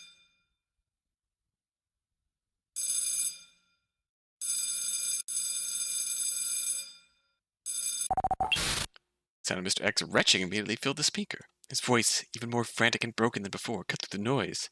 She's out! Pardon? She's out, but I can still hear her. She's here! Help! Sir, I'll be there in a... Ah! Sir? You hear it too, don't you, Doctor? As I listened, something else crept in, something familiar. The Pessindian song. Soft at first, like a lullaby from hell, getting louder and closer with each second. The song drowned out Mr. X's screaming. The hairs on my neck stood on end as her voice wound through the static. It inched closer and closer! It felt like she was right here at the nurse station instead of Mr. X's room. I can't do this alone. Okay, yes, we've seen number 2. I don't think we've seen a third. The eerie wails of Mr. X still echoed in my ears as we rushed down the dimly lit hallway. And he's under the bed. Pushed into the room, the bed was empty. The song had also stopped. Sir! I looked to the window, but it seemed like it was jammed shut. Over there! The nurse pointed at Mr. X, cowering under the bed, his wide eyes glinting with terror. Sir, what are you doing under there? I knelt down, trying to see him better. Oh, if I could get an answer, the nurse beside me let out a blood-curdling scream. I stumbled back, clutching her foot, eyes wide with fear. Doctor, is something scratching me? It's under the floor, scratching me. A cold chill ran down my spine. The scratching, that horrible feeling from earlier, was back. It wasn't just in my head. The nurse felt it too. If it was down there, it wasn't done with us yet. Helping Mr. X came first. I had to sedate him. Mr. X was still trembling under the bed, his eyes darting round like he was seeing something I couldn't. I injected the sedative into his arm, trying to ignore everything else while the nurse cowered behind me. Just breathe. His eyes fluttered closed as the drug took effect. I turned toward the nurse. Are you okay? My mom said being a nurse is an honorable profession. I'm just here for the paycheck. It's okay. He's asleep. Let's get out. As I turned to leave, the silence was shattered by that haunting sound again. The Pessindian song. I didn't wait to see what would happen next. I am probably botching the pronunciation. I am so sorry. Let's go already.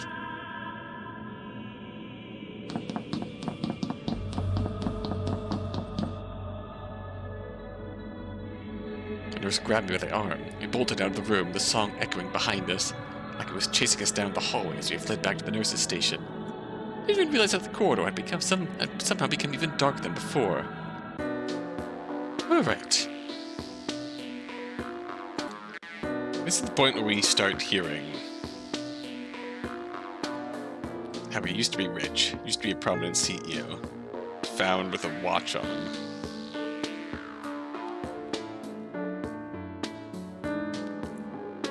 Now, he should ring again momentarily, so we can visit him for a third time and see if this gives us his ending.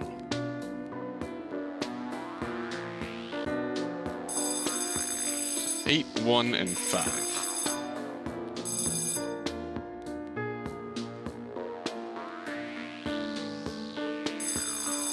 Let me go to 8 again. Press the intercom from room 8, room 108, and something was different. This time his voice was calm. It's over, Doc. I rushed to his room. When I got there, my stomach dropped. Mr. X had disconnected all of his equipment, his monitors flatlining behind him. Stood by the window, trying to pry it open, hands trembling with determination. Sir, what are you doing? He didn't answer, just kept fumbling with the window latch like a possessed man.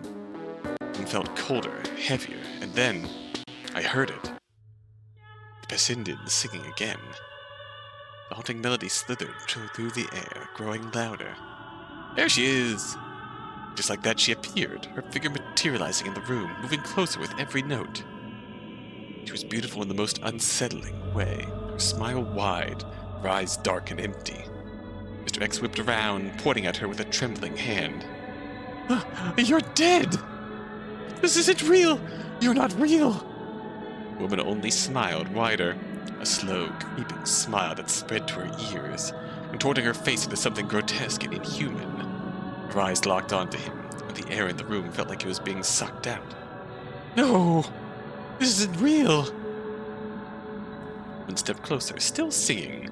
She raised a hand toward him, her fingers curling like she was about to claim him, and she whispered, Yandendra.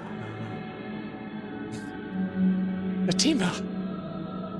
Her smile widened even further, condensed with malice and dripping with venom.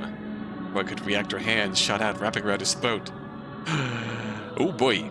Mr. Ganendra's eyes bulged as he gasped for air, his hands clawing frantically at her grip. Stop! I screamed, rushing forward, trying to pull her off of him. As I grabbed her, she turned, face twisting into something horrific. Her beautiful features morphed into a monstrous figure. Her eyes were now black pits, mouth too wide for her face with sharp, jagged teeth. The air grew thick with a stench of decay.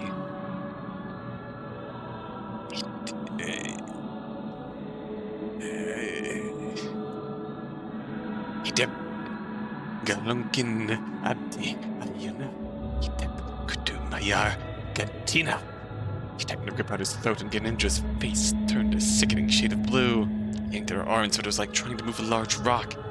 Mr. Ganendra's choked gasps filled the room, his eyes begging for mercy, but the ghost, Fatima, whatever she had become, only laughed.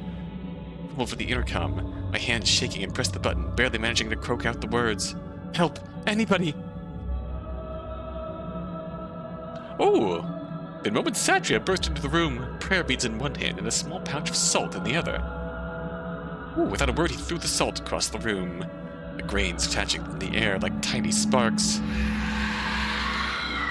The ghost woman, Fatima, screeched in an ear-piercing wail that made my skin crawl. A monstrous figure twisted and contorted as if the very air was burning her. With one last deafening shriek, she vanished, leaving behind nothing but an icy chill in the room. Mr. Ganendra slumped to the floor, gasping for breath, his body trembling. Great! Satria, unfazed, tucked the prayer beads back into his pocket, wiping his hands on his scrubs like he'd just taken out the trash. I rushed to Mr. Ganendra's side as Satria administered his meds. He was already calming down once more. We carried him back to his bed. Satria, she said, Hidip, Galungin, something Kuru by Argentina. What does that even mean? Satria's face darkened, his usual sarcasm replaced by a grim seriousness.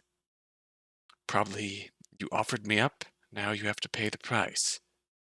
That woman, she might have been a tumbal, a sacrifice in some kind of ritual. Oh, shit.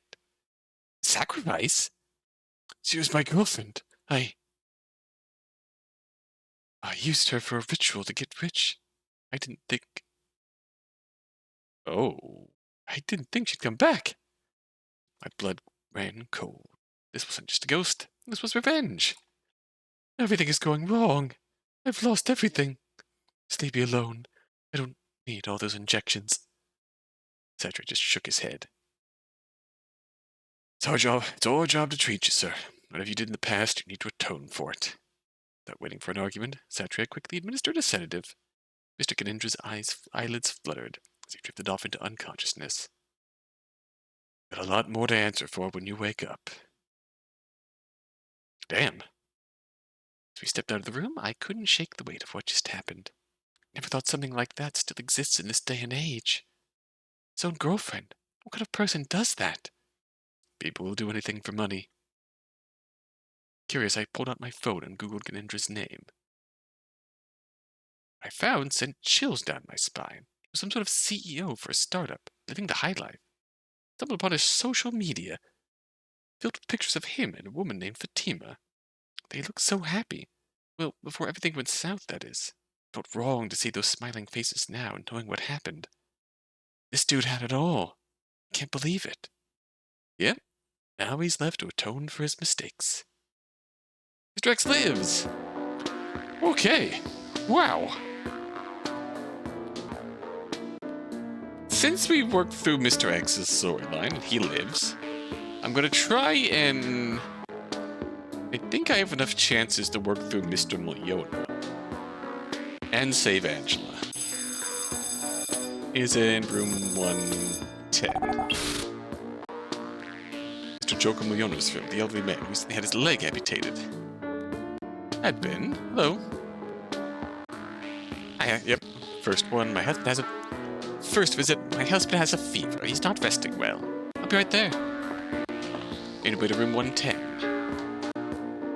Alright, the room felt stuffy almost. Mr. Moyono was in his bed, his face flushed and profusely sweating.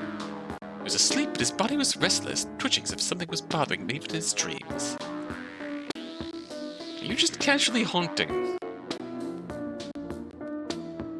His late wife is casually haunting him in his darkest hour here. Just go ahead, doctor. Definitely fever, nothing too alarming. Some good old paracetamol. Trying to administer it. Felt the presence of his wife hovering next to me. Seemed like a sweet elderly woman, the kind reminded you of homemade cookies and knitting by the fireplace. Tonight something felt off. Maybe it was just my imagination, though. We just had dealt with a vengeful spirit, vengeful ghost in room 110. Nothing strange here. Thank you, Doctor. I glanced up, meeting her eyes. She was smiling, a kind, grandmotherly smile, but there was something strange behind it that I couldn't quite put my finger on.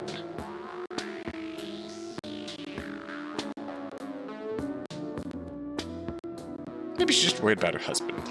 Of course. You should get better soon. You're very kind, Doctor. We're so grateful for everything. Anything else you need? No. He's tired, dear. So very tired. Pardon? She didn't respond immediately. Instead, she just kept that unnerving smile fixed on me, her eyes boring into mine. And handshaking slightly.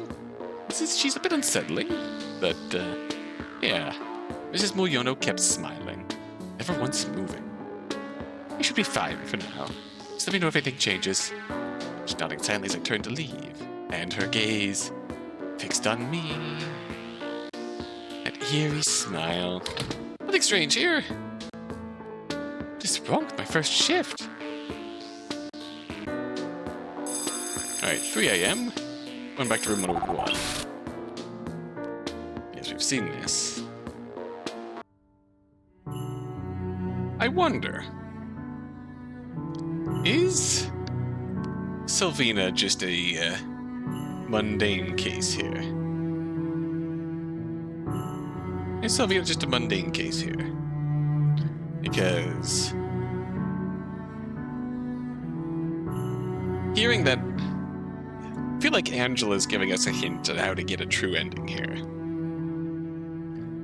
We have to get rid of the scary ghost lady, so save Mr. X. Save you, obviously. And then save Mr. Moyono from his wife. And Mr. Moyono and Mrs. Moyono, in her second story, tells us that there is someone else who is is, very much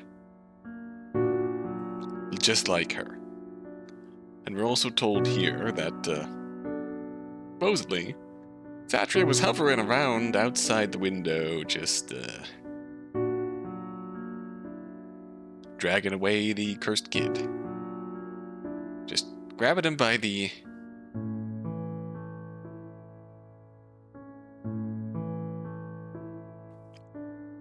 grabbing the cursed kid by the scruff of his neck and just yeeting him back out the window. Alright. Angela lives. So Angela lives, Mr. X lives.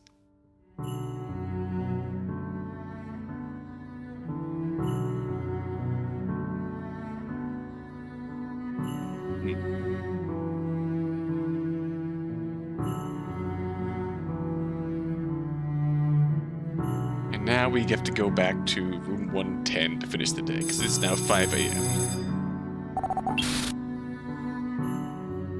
Room 110, what's going on? My husband is in pain, Doctor. Please, come immediately. Alright. Contorted in agony, beads of sweat glistening on his forehead. We've seen this event, but we're gonna speed read it. Hang in there, sir. I'm gonna give you something for the pain. Oh, thank goodness you arrived quickly. Yes, ma'am. As I administered the medication, I noticed something. Mrs. Moyono stood at the foot of the bed, a serene smile on her face.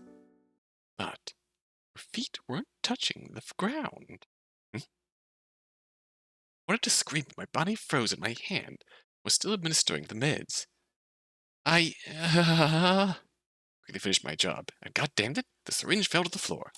I bent down to retrieve it. I was face to face with her feet, or lack thereof. I wasn't just dreaming. She wasn't just standing there. She was floating. Yep, and with the reveal, the horror comes back. The meds are in his system now. He should be all right. I'm just gonna go now. Her smile widened. Did you leave because you're done, or because you've noticed me? The room felt a lot colder, and shadows deepened in the corners as if they were reaching out to grasp me. Somehow, there were cracks in the wall. I couldn't move a muscle. Mrs. Moyono, I think you should... Do you see me? Panic surged through me, and I turned to the door, desperate to escape. I have to go. I'm just gonna fucking jump scare us. One last frantic glance at Mr. Moyono, whose pained expression mirrored my own horror. I bolted from the room and slammed the door shut behind me. I stumbled back. I suddenly heard it. A soft, whispering voice that sent chills racing down my spine. Mrs. Moyono.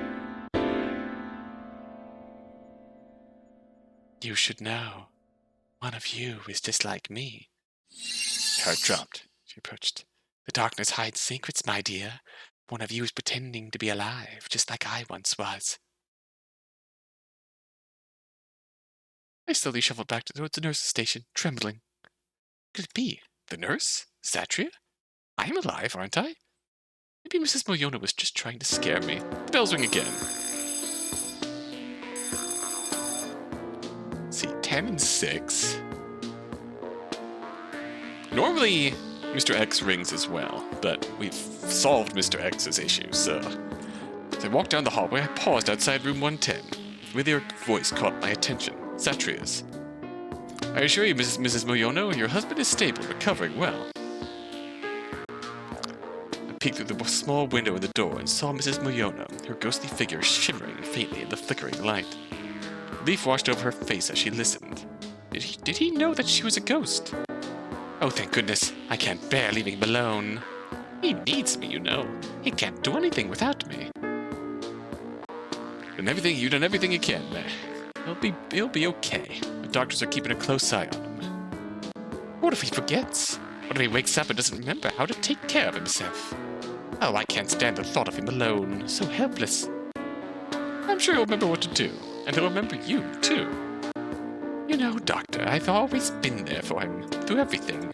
He can't cook, he can't clean, such a hopeless man. What if he needs me and I'm not there? Can't bear the thought of him struggling alone. I am infertile, we don't have children. Who would take care of him? Well, make sure he's taken care of. Mrs. Moyono sighed. Doctor, do you think he feels me? think he knows I'm here? I'm sure the connection between you two is stronger than anything. I see. That's a relief. What about you, Doctor? What did you leave behind? That moment, my heart dropped. What did she mean? I, too, have unfinished responsibilities before I go to the other side. Ah, so they're just being upfront with each other. I felt the world spin before me as realization struck. Satria was one of them, a ghost trapped between realms, still tied to the living. This time I thought I was working alongside my senior, but no. It was an apparition carrying the weight of his unfinished business. What the hell was happening? Without thinking, I turned on my heel and bolted down the hallway. Ooh! As I ran past the nurse's station, I saw the nurse looking confused as heck. Was she a ghost too? Laya, wait! No, get away! I reached the elevator and was about to press the button when Satria appeared. The elevator was dead. I was stuck. Oh! Please, you need to listen to me. What the hell are you? Am I dead too? Is everyone dead already? No, not everyone in the ICU is dead. What about you? I died on my way to the shift. Motorcycle accident. It was quick. One moment I was driving, and the next I found myself in the ICU. What do you mean you found yourself? You just showed up here? Exactly. I was confused at first. Thought I was just having a weird dream or something. Then I saw the patients, the nurses, and I realized I was still here, in a sense. Still working. Why? Paid a lot for this. My family has sacrificed so much for me to become a doctor. I can't just die now. But of course you wouldn't understand. Both your parents are highly esteemed specialists. My parents aren't anyone important in the medical field. I endured endless shifts, grueling nights, terrible treatment from seniors who didn't care about anything but their own egos. I worked myself to the bone, trying to prove I was worthy. And now, I'm dead because I was sleepy that one time. This isn't fair. I wanted to comfort him, but the pain in his voice silenced me. I didn't understand because I didn't want to be here in the first place. But Satria wanted this. Wanted to make a difference, damn it. To become a ghost in a hospital. It was like a punishment for all those late nights and missed meals. So, what do you want me to do? Tell them. Tell everyone what happened to me. Look at me, love. Oh! As Satria spoke, his figure began to shift and contort before my eyes. The confident, lively doctor I knew faded away, replaced by a frail, emaciated version of himself. His skin clung to his bones. Dark circles hung under his eyes, evidence of countless sleepless nights. Suddenly, his body twisted again, and I gasped as bruises erupted across his skin, vivid marks from the accident that had claimed his life. His skull appeared, almost split in two. I took a step back, horrified. This is what overworking does to you. No, there's no way! Tell that to them, the ones that set these shifts with minimal staff and unbelievable hours. It doesn't matter to me now. I'm dead. You're what's left. Where was the accident, Satria? He hesitated for a moment, the shadows flickering across his face. It's on the highway, just outside the city. I was rushing to my shift, trying to make it on time. His words trailed away. Everything around me began to blur, and I felt a familiar pull as reality slipped away. Oh! Next thing I knew, I was waking up in my own bedroom, somehow still in my work attire. My heart raced as I remembered Satria's words. I looked out of bed. I needed to get to the accident site. Wait for me, Senior. Oh, arriving at the accident site, I could see remnants of the crash, shattered glass, twisted metal, a broken motorcycle, and Satria's body. No one reported it, just like how I saw him. This time, he was lifeless. Taking a deep breath, I pulled out my phone with my hands trembling as I dialed for help. This is Laya. I'm at the accident site on the highway. Need an ambulance and the police, please. There's a man down and he's not breathing. After I hung up, I glanced back at Satria's body. I gently checked for any signs of life, but I already knew the truth. There was no way he could have survived. After a few moments that felt like an eternity, I heard the sound of sirens approaching in the distance. As they rushed to Satria's side, I stepped back. I watched them work with the thoughts of everything that had happened. The night shift, the angry spirits, and Satria's ghost. Didn't know if any of them was real, but what I know is that this scene in front of me was real. Satria asked me for a favor. It's time to for me to make sure that nothing like this happens again in the future. The months after Satria's tragic death, I made it my mission to share his story. I couldn't let his struggles go unnoticed. I started talking to the other doctors, including my own parents, encouraging them to open up about their experiences and push for change.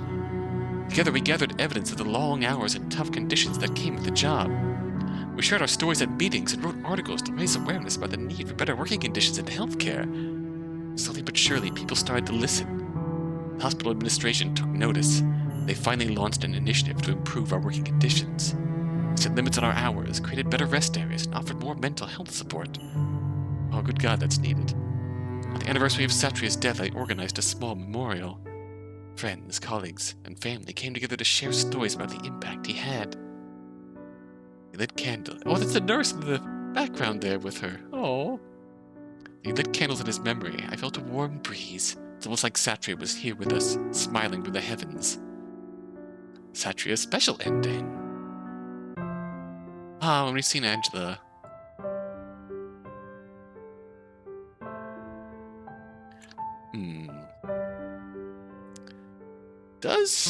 Do the Milionos have an epilogue? I guess we'll see.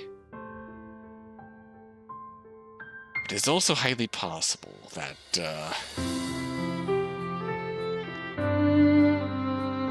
that's still a really sweet picture, though. Look at, we're hoping for the best for Veronica and Angela here. One little cutie. Actually can get better. Mr. X epilogue. I sat on my couch watching TV. Been a few weeks since Mr. X, or Ganendra, had been released from the hospital. The news had reported his imprisonment for drug trafficking. And I've never heard about him since. Wait, what's this? Ah! A tragic development, Ganendra Sanjaya was found dead in his prison cell earlier today. The cause of death is currently unknown, but sources say there was a woman's handprint around his neck when his body was discovered. I felt a chill run down my spine. Fatima, had she truly claimed him in the end? The screen displayed a photo of Mr. X alongside a beautiful woman. The anchor continued, detailing how Ganendra's fall from grace had shocked the community. He was once admired as a successful CEO, and no one knew how he had become a drug addict. Still, he had made choices that led him down this path, and it was hard to pity someone who hurt his girlfriend for wealth. Did Fatima find him at last, reclaiming what she had lost? Was it a manifestation of his guilt? Get his ass, Fatima. I guess I would never know. Alright. That is terrifying. Alright. So this is just Mr. X's outcome no matter what. Honestly, deserved.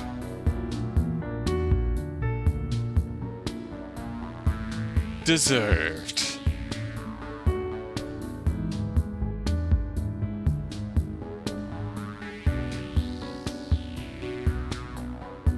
And yet, Mr. Miliono does not get an epilogue.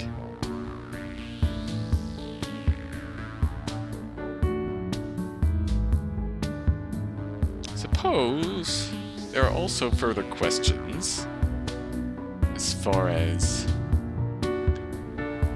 what is up with Sylvina? We can still visit her a few times.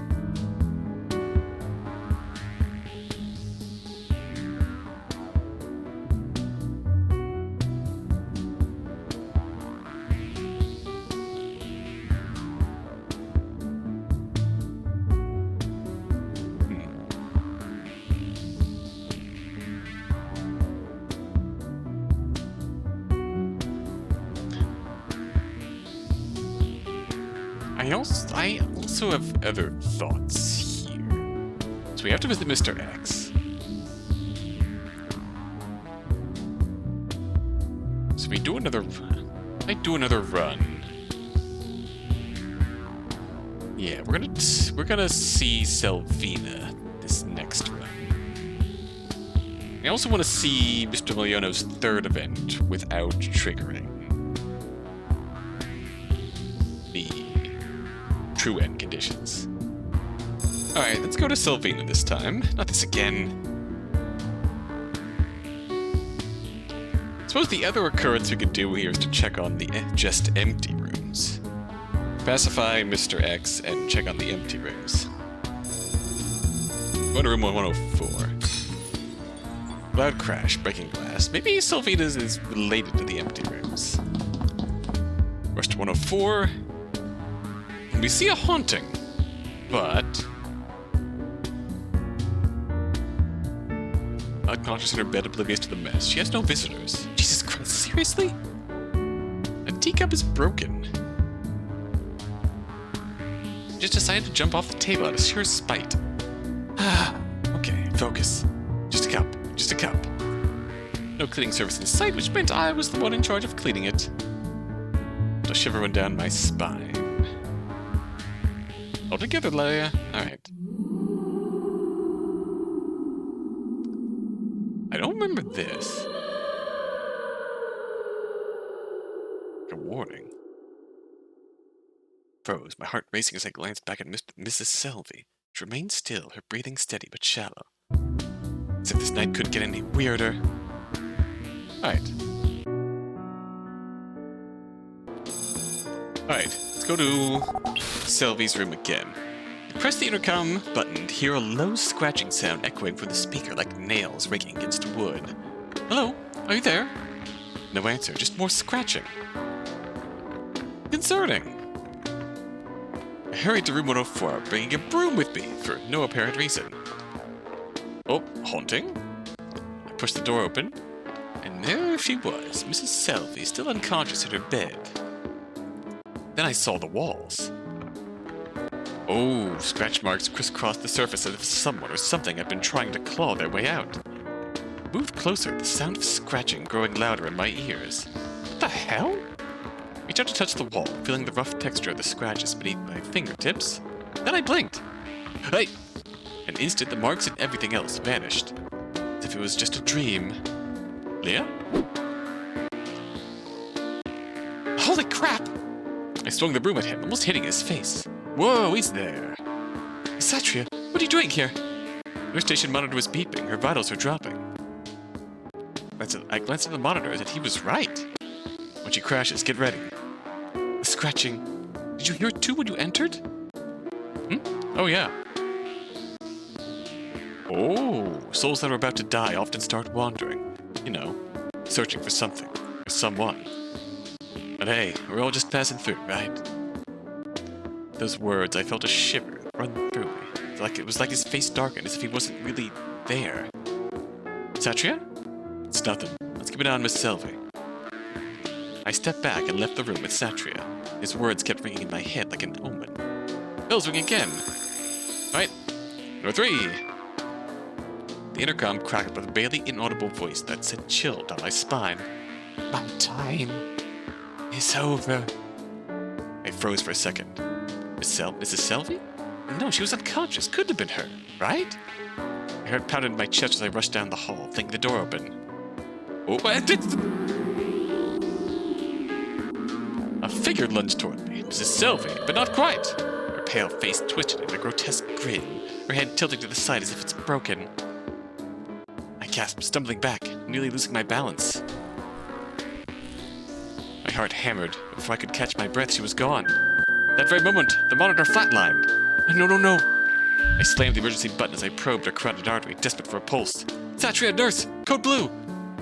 Without thinking, I started chest compressions. My hands trembled, but I pressed down harder. Long after Satria burst in, the nurse right behind him. Damn, why must it be tonight? Doc, you look tired. Let me take over. Lie, prepare the epi. Roger that. The ghostly presence of Mrs. Selvey, whatever that was, lingered in the back of my mind. Kept working, time slipping away, adrenaline keeping us moving. Satria's face was grim.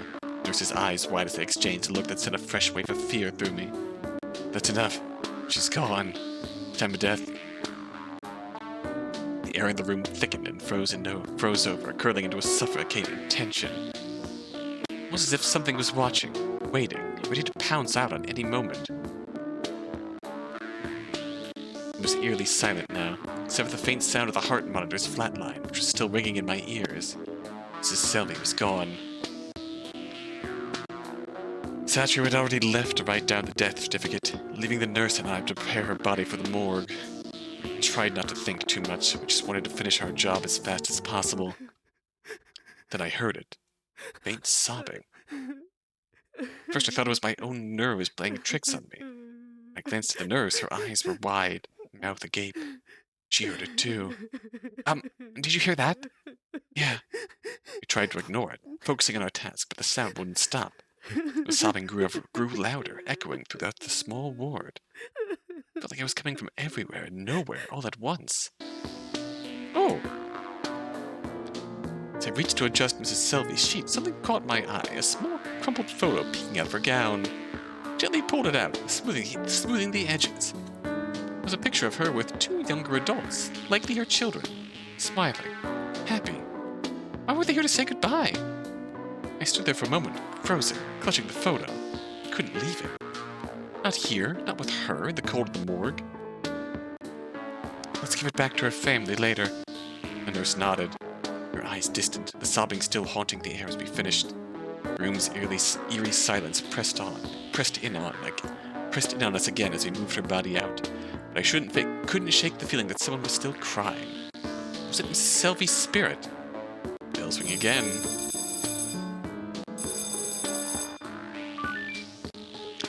Alright. Can you check my husband? Oh, okay. This is a completely new event. This is the normal third event. Oh boy. I stepped in, the familiar, unsettling sight of Mrs. Miliona greeted me. Only this time she looked ghostly. Her feet were still completely off the floor, just hovering. I swallowed hard, pushing the fear and unease down as best I could. Your husband's vital steam seems stable and he's recovering well. Thank God. I was so afraid. I don't think I could ever leave him. Her voice quivered, and for a moment I could almost forget she was a ghost. Just a woman clinging to the memory of the man she loved. I died of cancer just 3 months ago. It wasn't quick. It dragged on, took everything from me. I didn't think he would ever recover from that. And we don't have any children to accompany him while I'm gone. I stood there, silent, unsure of what to say.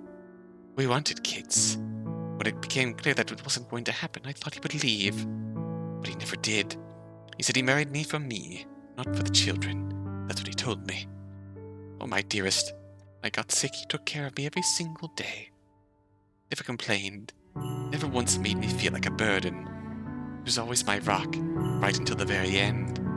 And now, he's all alone. I should have been there for him, but instead he's left alone, without me. What I want now is to repay him for everything, just to make sure he's all right. That's all I need before I can finally let go. As I stood there, still trying to process everything, Mrs. Miliona's ghostly figure floated a little closer. Doctor, can you promise me something? Promise me you'll make sure he gets better. I hesitated. There was no way I could make that kind of promise. Healing wasn't something I could guarantee. I can't promise he'll get better, but I can promise you that I'll do everything I can. I'll give it my hardest. That's the best I can do. For a moment she didn't say anything, just looked at me. That's good enough for me. Oh.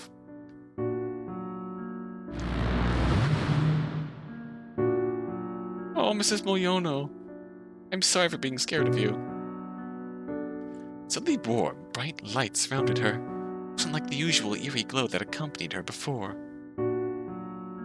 Oh.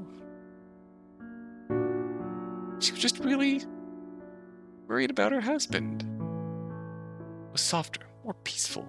I watched as she slowly faded into the light, her form dissolving into nothingness. It was gone, just like that. I then heard a groan from the bed. Mr. Miliona was waking up. He looked around, confused. Doctor, what's going on? I had the strangest dream. You're fine, Mr. Miliona. Your anesthesia is wearing off. Is that so? I dreamt of my wife. She was here with me.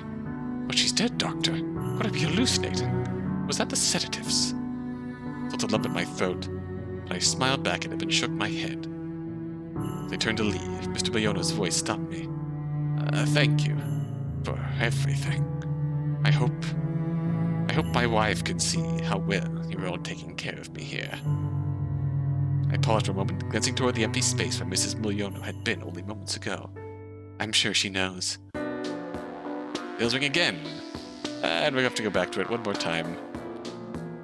What do we even do from here? What time is it? It's 6 a.m. 1, 6, and 8. I mean, I guess we could go finish, Mr. X? Just a hell of it. Oh, okay. Oh, I was too late.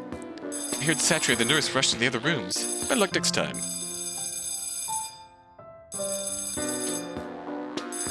Okay, I want to go to 6. I stopped in my tracks, a chill coming up my spine. That room was empty. No patient, no reason for that bell to be ringing. I turned to look at Satria, expecting him to react, but he just frowned and shook his head. The room is empty, right? Yeah, it is. Being glitch in the system. Happens sometimes. Alright. Want me to check it out? Knock yourself out. You see anything spooky, remember to scream so we can all run away. Great, just what I needed. Sarcastic scene in a haunted hospital. So what if there's 3 vents?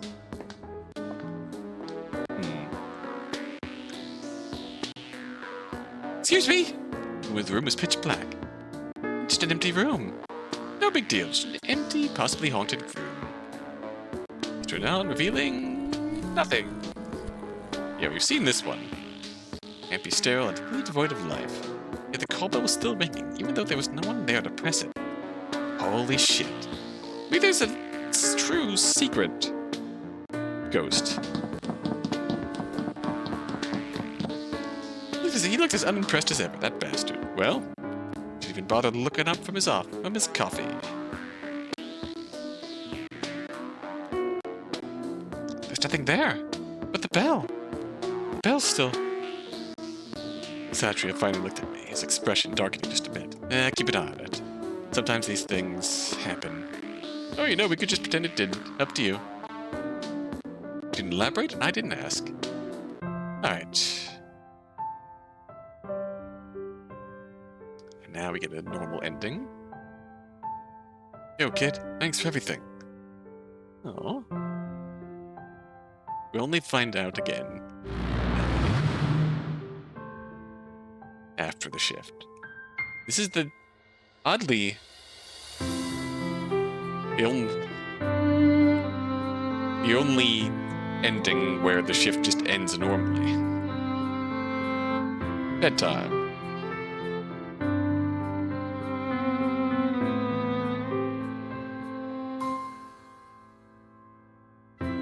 At 7 p.m., we were working at 9 p.m. He really did die on his way to his shift.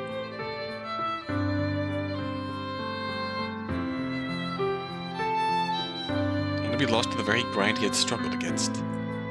When we finally hear his direct plea to tell his story about how the grind killed him,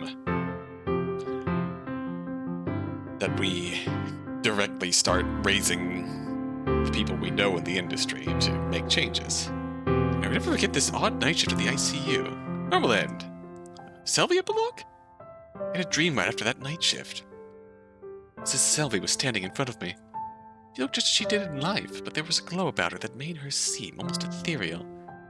Doctor, thank you for trying your best, for tending to me until I died. Oh, Mrs. Selby, I wish I could have done more. You did more than you know. There's something I need you to do for me. Please tell my children and grandchildren that I love them. I was afraid they would forget me. They've been so busy with their lives, and I never wanted to be a burden to them. Give them that picture you took. I promise. Thank you, Doctor. I quickly went to the hospital and rushed to the dimly lit morgue. Mrs. Selby's family must have been called by now. Oh! I caught sight of 2 figures held together in the corner. They must be Mrs. Selby's children. I'm Laya, the ICU doctor who took care of your mom. We came as soon as we heard the news. We didn't know that she had passed. I'm sorry for your loss. She wanted me to give you this. reached in my pocket and pulled out the crumpled picture I had found. A photo of a younger Mrs. Selby with her children. The older sibling took it, eyes swelling with tears. I can't believe we missed our chance to say goodbye. We didn't even know she was sick. She always said that she was fine. We thought we had more time. I should have called more often. I should have just flown back, no matter what. They both began to sob quietly. My throat tightened as I watched them grieve. Maybe I could convey Mrs. Selby's message to them. When she was still able, she wanted to tell you how much she loved you. She was scared of being a burden, but she never stopped caring about you. Thank you for bringing us this, Doctor. We'll make sure she's remembered. Yes, I'm sure she'd want that. I left them to grieve their mother, struggling against the weight in my chest, which wrapped around me like a dense shroud. Oh, Muyono. Hey, there he is. Mr. Joko Muyono returned to the hospital for his follow-up. After his appointment, came over to me in the hallway. He was holding a beautifully decorated music box. Dr. Laya, I just wanted to thank you for everything. Oh, my wife. She loved this music box. It was her favorite, and I'd like to give it to you. Mr. Muyono, I really don't know what to say. He smiled gently, holding out the box. It's fine, Doctor. She always said it brought her peace. I think she'd want someone like you to take care of it. I don't have any children to pass it to her anyway. Carefully took the music box from him. I'll treasure it, I promise. Oh, look at them. Look at them. Oh. You know, when I first met her, I never imagined how much she'd changed my life. We didn't have children, but we had each other. That's enough for me. I hope one day you find someone who loves you as much as she loved me. His words hung in the air, and I felt a lump in my throat. Thank you. He gave me one last smile before turning to leave. As I stood there with the music box in my hands, I could feel all the memories it held. Made me think about the kind of life I wanted to build, too. Oh. And that's it. We got all of our CGs, all of our epilogues. Our 4 patients' epilogues. And really, this is the good ending epilogue for Mr. X. Oh, right there. And Satria, our best ending there. There's a few things I want to try yet. What happens if we go visit an empty room for a second time? The one gripe is that the empty room option seems to take us to 112.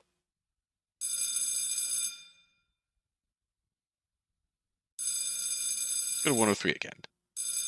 103, not knowing what response I should have expected. Oddly enough, I was met with a soft, heart-wrenching cry of a young woman. Satria, can you come over here? I think we need to check this out. Satria shuffles over, a lazy smirk on his face that dropped when he heard the sobs echoing through the intercom. Oh, creepy. Can we check the room together? Maybe we don't have to? But what if someone really needs our help? Fine. Satria shot back, rolling his eyes. He followed me regardless. Approached the door, the crying intensified. I felt a tightening in my chest, but curiosity pulled me forward. I hesitated, my hand hovering over the doorknob as the crying suddenly stopped. Did you hear that? Yeah, but whatever it is, it's gone now. Are you sure? Yeah. Anyway, on 3. Again, looks like heck. The deep breath, we pushed the door open. I swore the room looked different just now. Scanned through, half expecting to find someone caught up in the corner, but instead it was eerily empty.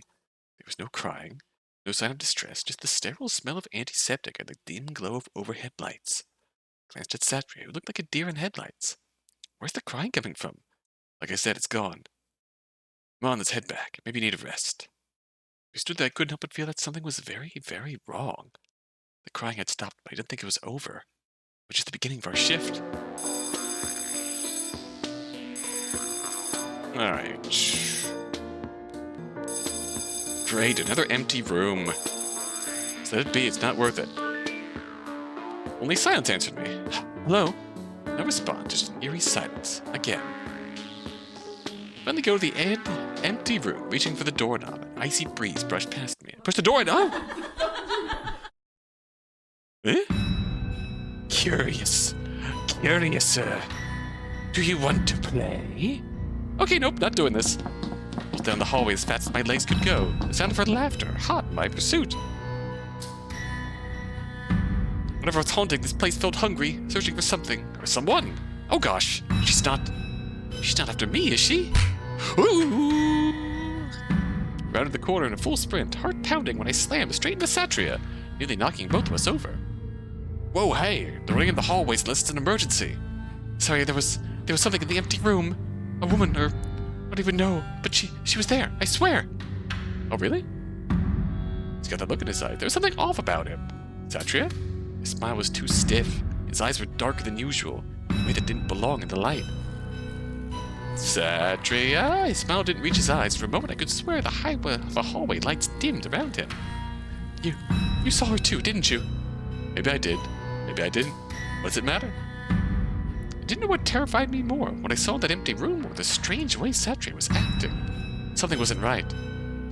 Maybe we should get back to work, Leia. Things get strange around here after midnight. Yeah, you're right.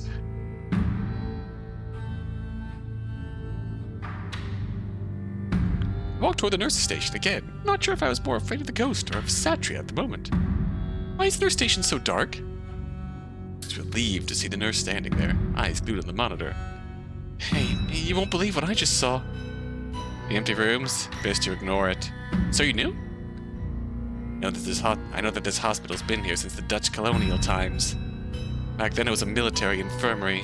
There was a widow who had lost her husband during the war. People say she never left, still wandering the halls looking for him. Oh. Yeah, if you keep entertaining her, she'll take a liking to you, you know? And not the let's grab coffee kind, more like haunt you forever, like. Great, just what I needed. Oh hey, there she is! How you doing, girl? Let's go get coffee. Suddenly, every shadow in the corner felt like it was watching me. I might have made a very big mistake. Something evil has its sights on you now. 1, 2, 4, 10. Intercom buzzed again, with no one answering again. Graduates, I reluctantly made my way towards the empty room. I heard what the nurse said, but curiosity got the best of me. I pushed the door open, I was taken aback. Oh! The ghost woman stood there, looking strangely serene, dressed in a beautiful kabaya that flowed like smoke around her. Oh, the kabaya woman! Then it's... Gendis? Ah, so you've come. My name is Gendis. You're quite the odd one, aren't you? I'm Laia. Are you a ghost? She laughed, a sound that sent chills down my spine. Obviously. Most people run away from what they see, but you linger. You're curious. Perhaps a bit too curious for your own good. Why do you keep ringing the bell? What do you want from me? I want nothing from you, dear. If I could respond, the hair grew heavy and the lights flickered ominously. My instincts screamed at me to run, but my legs were glued to the floor. You're not supposed to be here during this night shift. Neither is your friend. This place is a threshold. It's an in-between. The ICU holds souls teetering between life and death, and sometimes they choose to stay. Stay? Do you mean I'm dead? No, which is why you're not supposed to be here. Your shift is tomorrow. Hang on.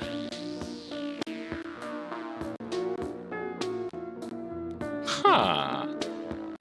What? The souls linger here. Caught in their regrets and sorrows, they can become restless, searching for closure. Then... So the normal ending, we finish the shift a day early. The truest of endings, we wake up in our bed. We still participated in this shift, but we wake up after the fact. Attend our normal shift. Like, the events that happened during the shift that we weren't supposed to attend still happen, but we wake up back at home in the best of endings. Huh. And I am here, watching over them, watching over you. Satria is your friend, but he too is drawn to this darkness. Girl, you feel deeply, more than others. Maybe that is why you're here now. The weight of sorrow clings to you. I've seen it, and I've seen how it affects those who wander here. You must remember that not all souls are benevolent. Some may wish to pull you down with them. With that, she turned away, her figure slowly dissipating into the shadows, leaving me alone. Lyra? Oh, it's just you, Satria. I turned around, startled to find Satria standing behind me. She talked to a ghost named Gendis. She told me I'm not supposed to be on this shift. I mixed it up somehow. Crazy, right?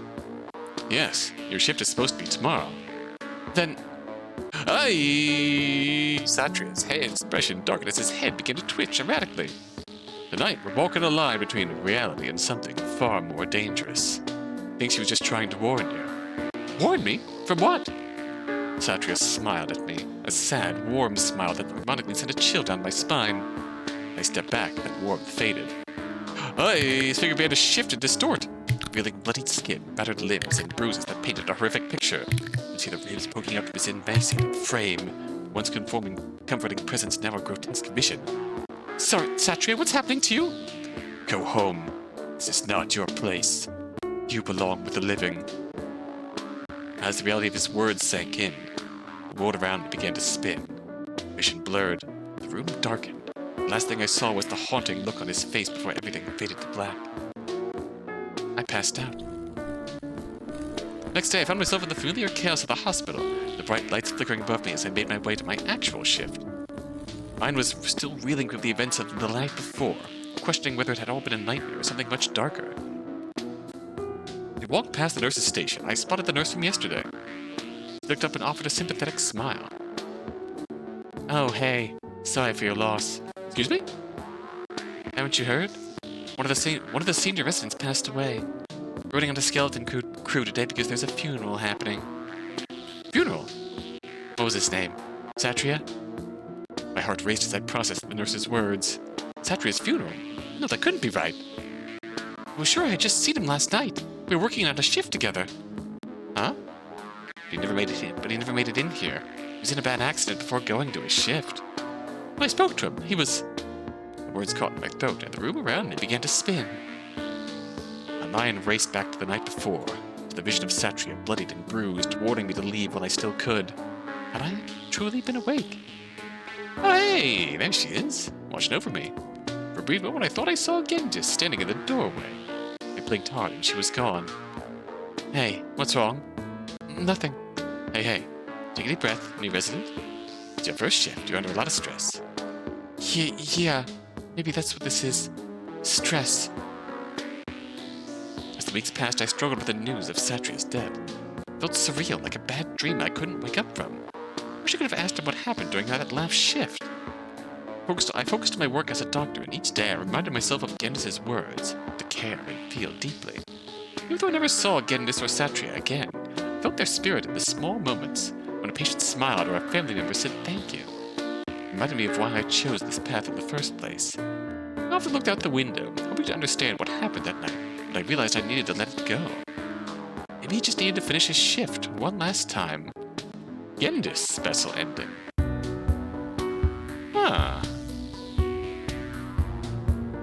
That was an unexpectedly...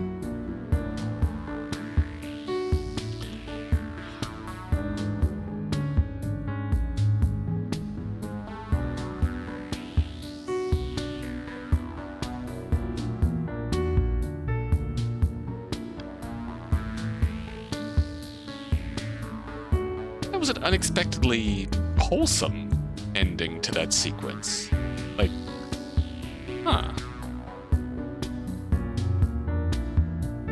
Very curious. There's one more thing I want to try, though. I'm getting way too into exploring this game. I was too late. Heard Satria and the nurses rushed to the other rooms. Better luck next time. Alright, the bell's back. Let's just skip ahead. How many bells can we ignore before we get fired? I was too late. Lucky! You had one job. Two of them, standing directly in front of me, was Satria. His face was twisted in rage, his eyes darkened into hollow, his clothes drenched in blood dripping onto the floor. Ah, I'm sorry! Satria snarled, stepping closer, his bruised face distorting as if it was melting, blood dripping from his broken ribs and the gashes on his head. I stumbled back, tripping over my chair. I screamed to get up, but Satria lunged at me, his hands outstretched, ready to grab me. His bloodshot eyes locked onto mine with fury. Wake up! Wake up! Suddenly I gasped, my eyes flying open. I was in my bed, my heart racing so fast it felt like it would explode out of my chest. It was dark, silent except for the sound of my own panicked breathing. What just happened? Was I at work? Was it all some twisted nightmare? I looked at the clock, it was morning. The shift was over. Or had I even gone to work at all? Nothing ending, okay. And that's pretty much it. I think that's everything I can get out of this here.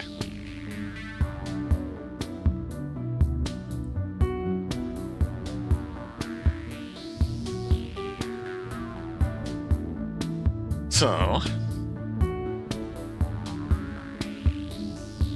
alright.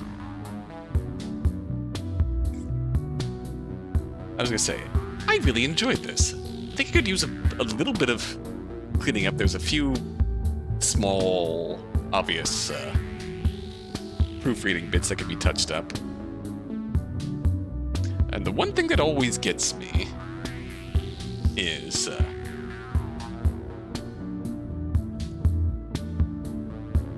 scenes that you think are timed, but you have to actually click through to advance. That's the one thing that has me... I don't know.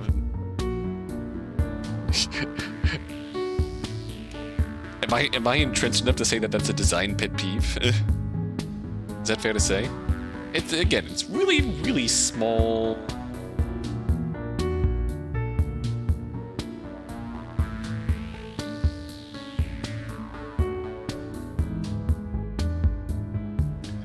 That's really, really small gripes. Just want to get those out of the way first before I talk about how much I loved this game. My god. And I talked about it at the end of my, my blind run, where we went through,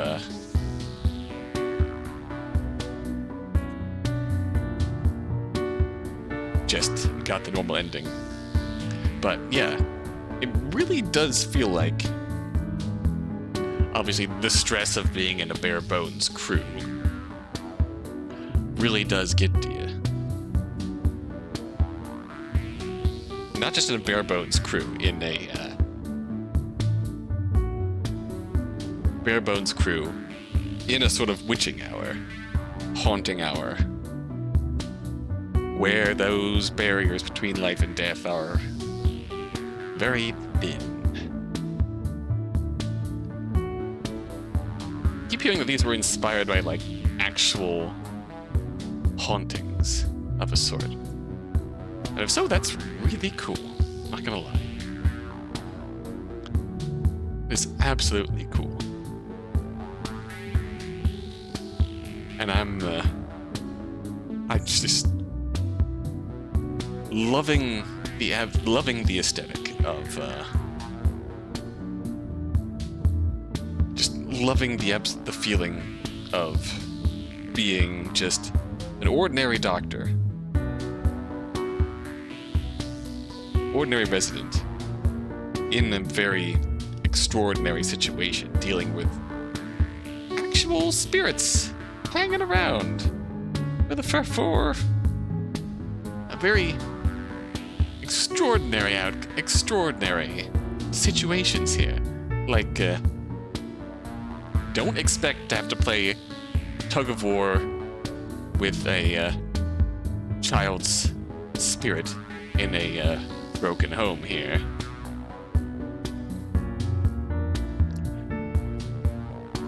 You don't expect to be playing tug of war between a malicious child spirit and a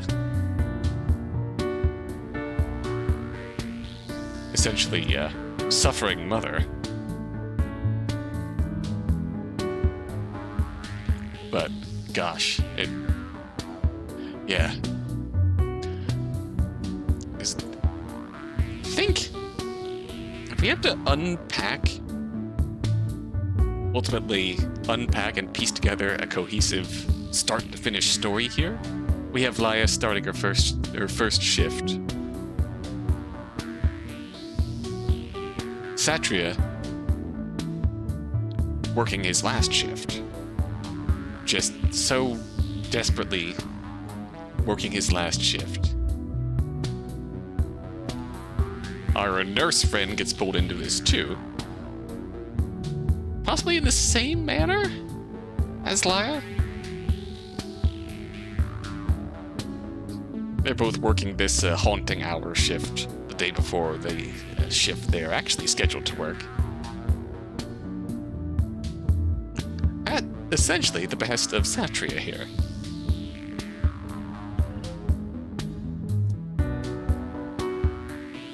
Not sure about Nurse, we don't really know much about her, and that's fine, but Laya,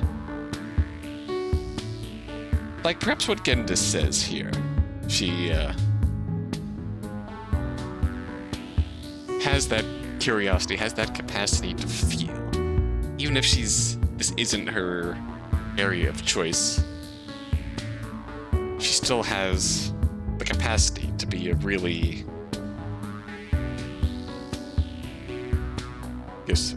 good doctor in the whole patient interaction side of things. Really feel and empathize and be there for people. And that is perhaps... Don't know if they were actually met. Don't know if they were actually scheduled to work together. Or whatnot, but perhaps that feeling is what drew her to Satria's last shift.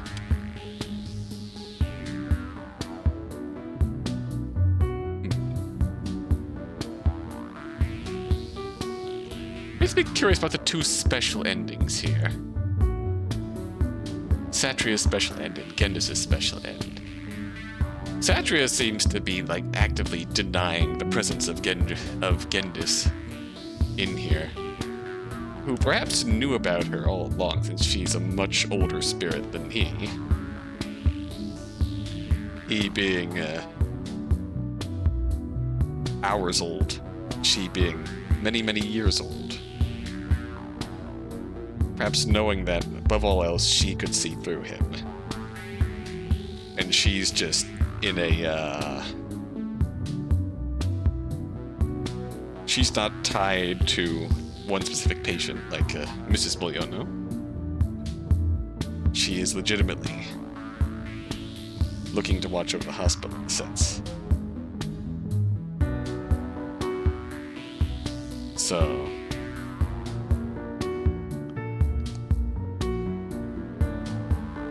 if Laya spends her time looking for her, that sort of ruins Satria's shift, perhaps trying to save the last of the patients who are knowingly haunted before he moves on. Hence, he's actively trying to avoid it. It's the Laya looking for the empty rooms actively stresses him out, and after meeting Gendis, he just can't hold it together anymore and reveals his actual dead form, and that's it. You don't belong here. This is the witching hour. You don't belong here. Time to move on.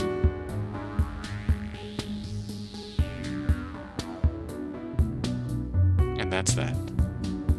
And then the Satria end, we don't even have to meet her whatsoever. In fact, we can't meet her because the Satria end is a very tight, it's a much tighter schedule.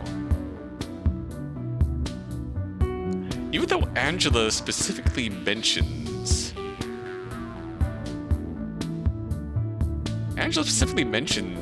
Gendis, I think.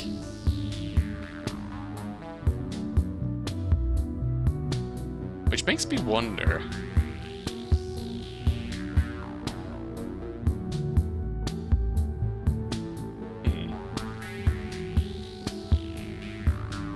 Makes me wonder.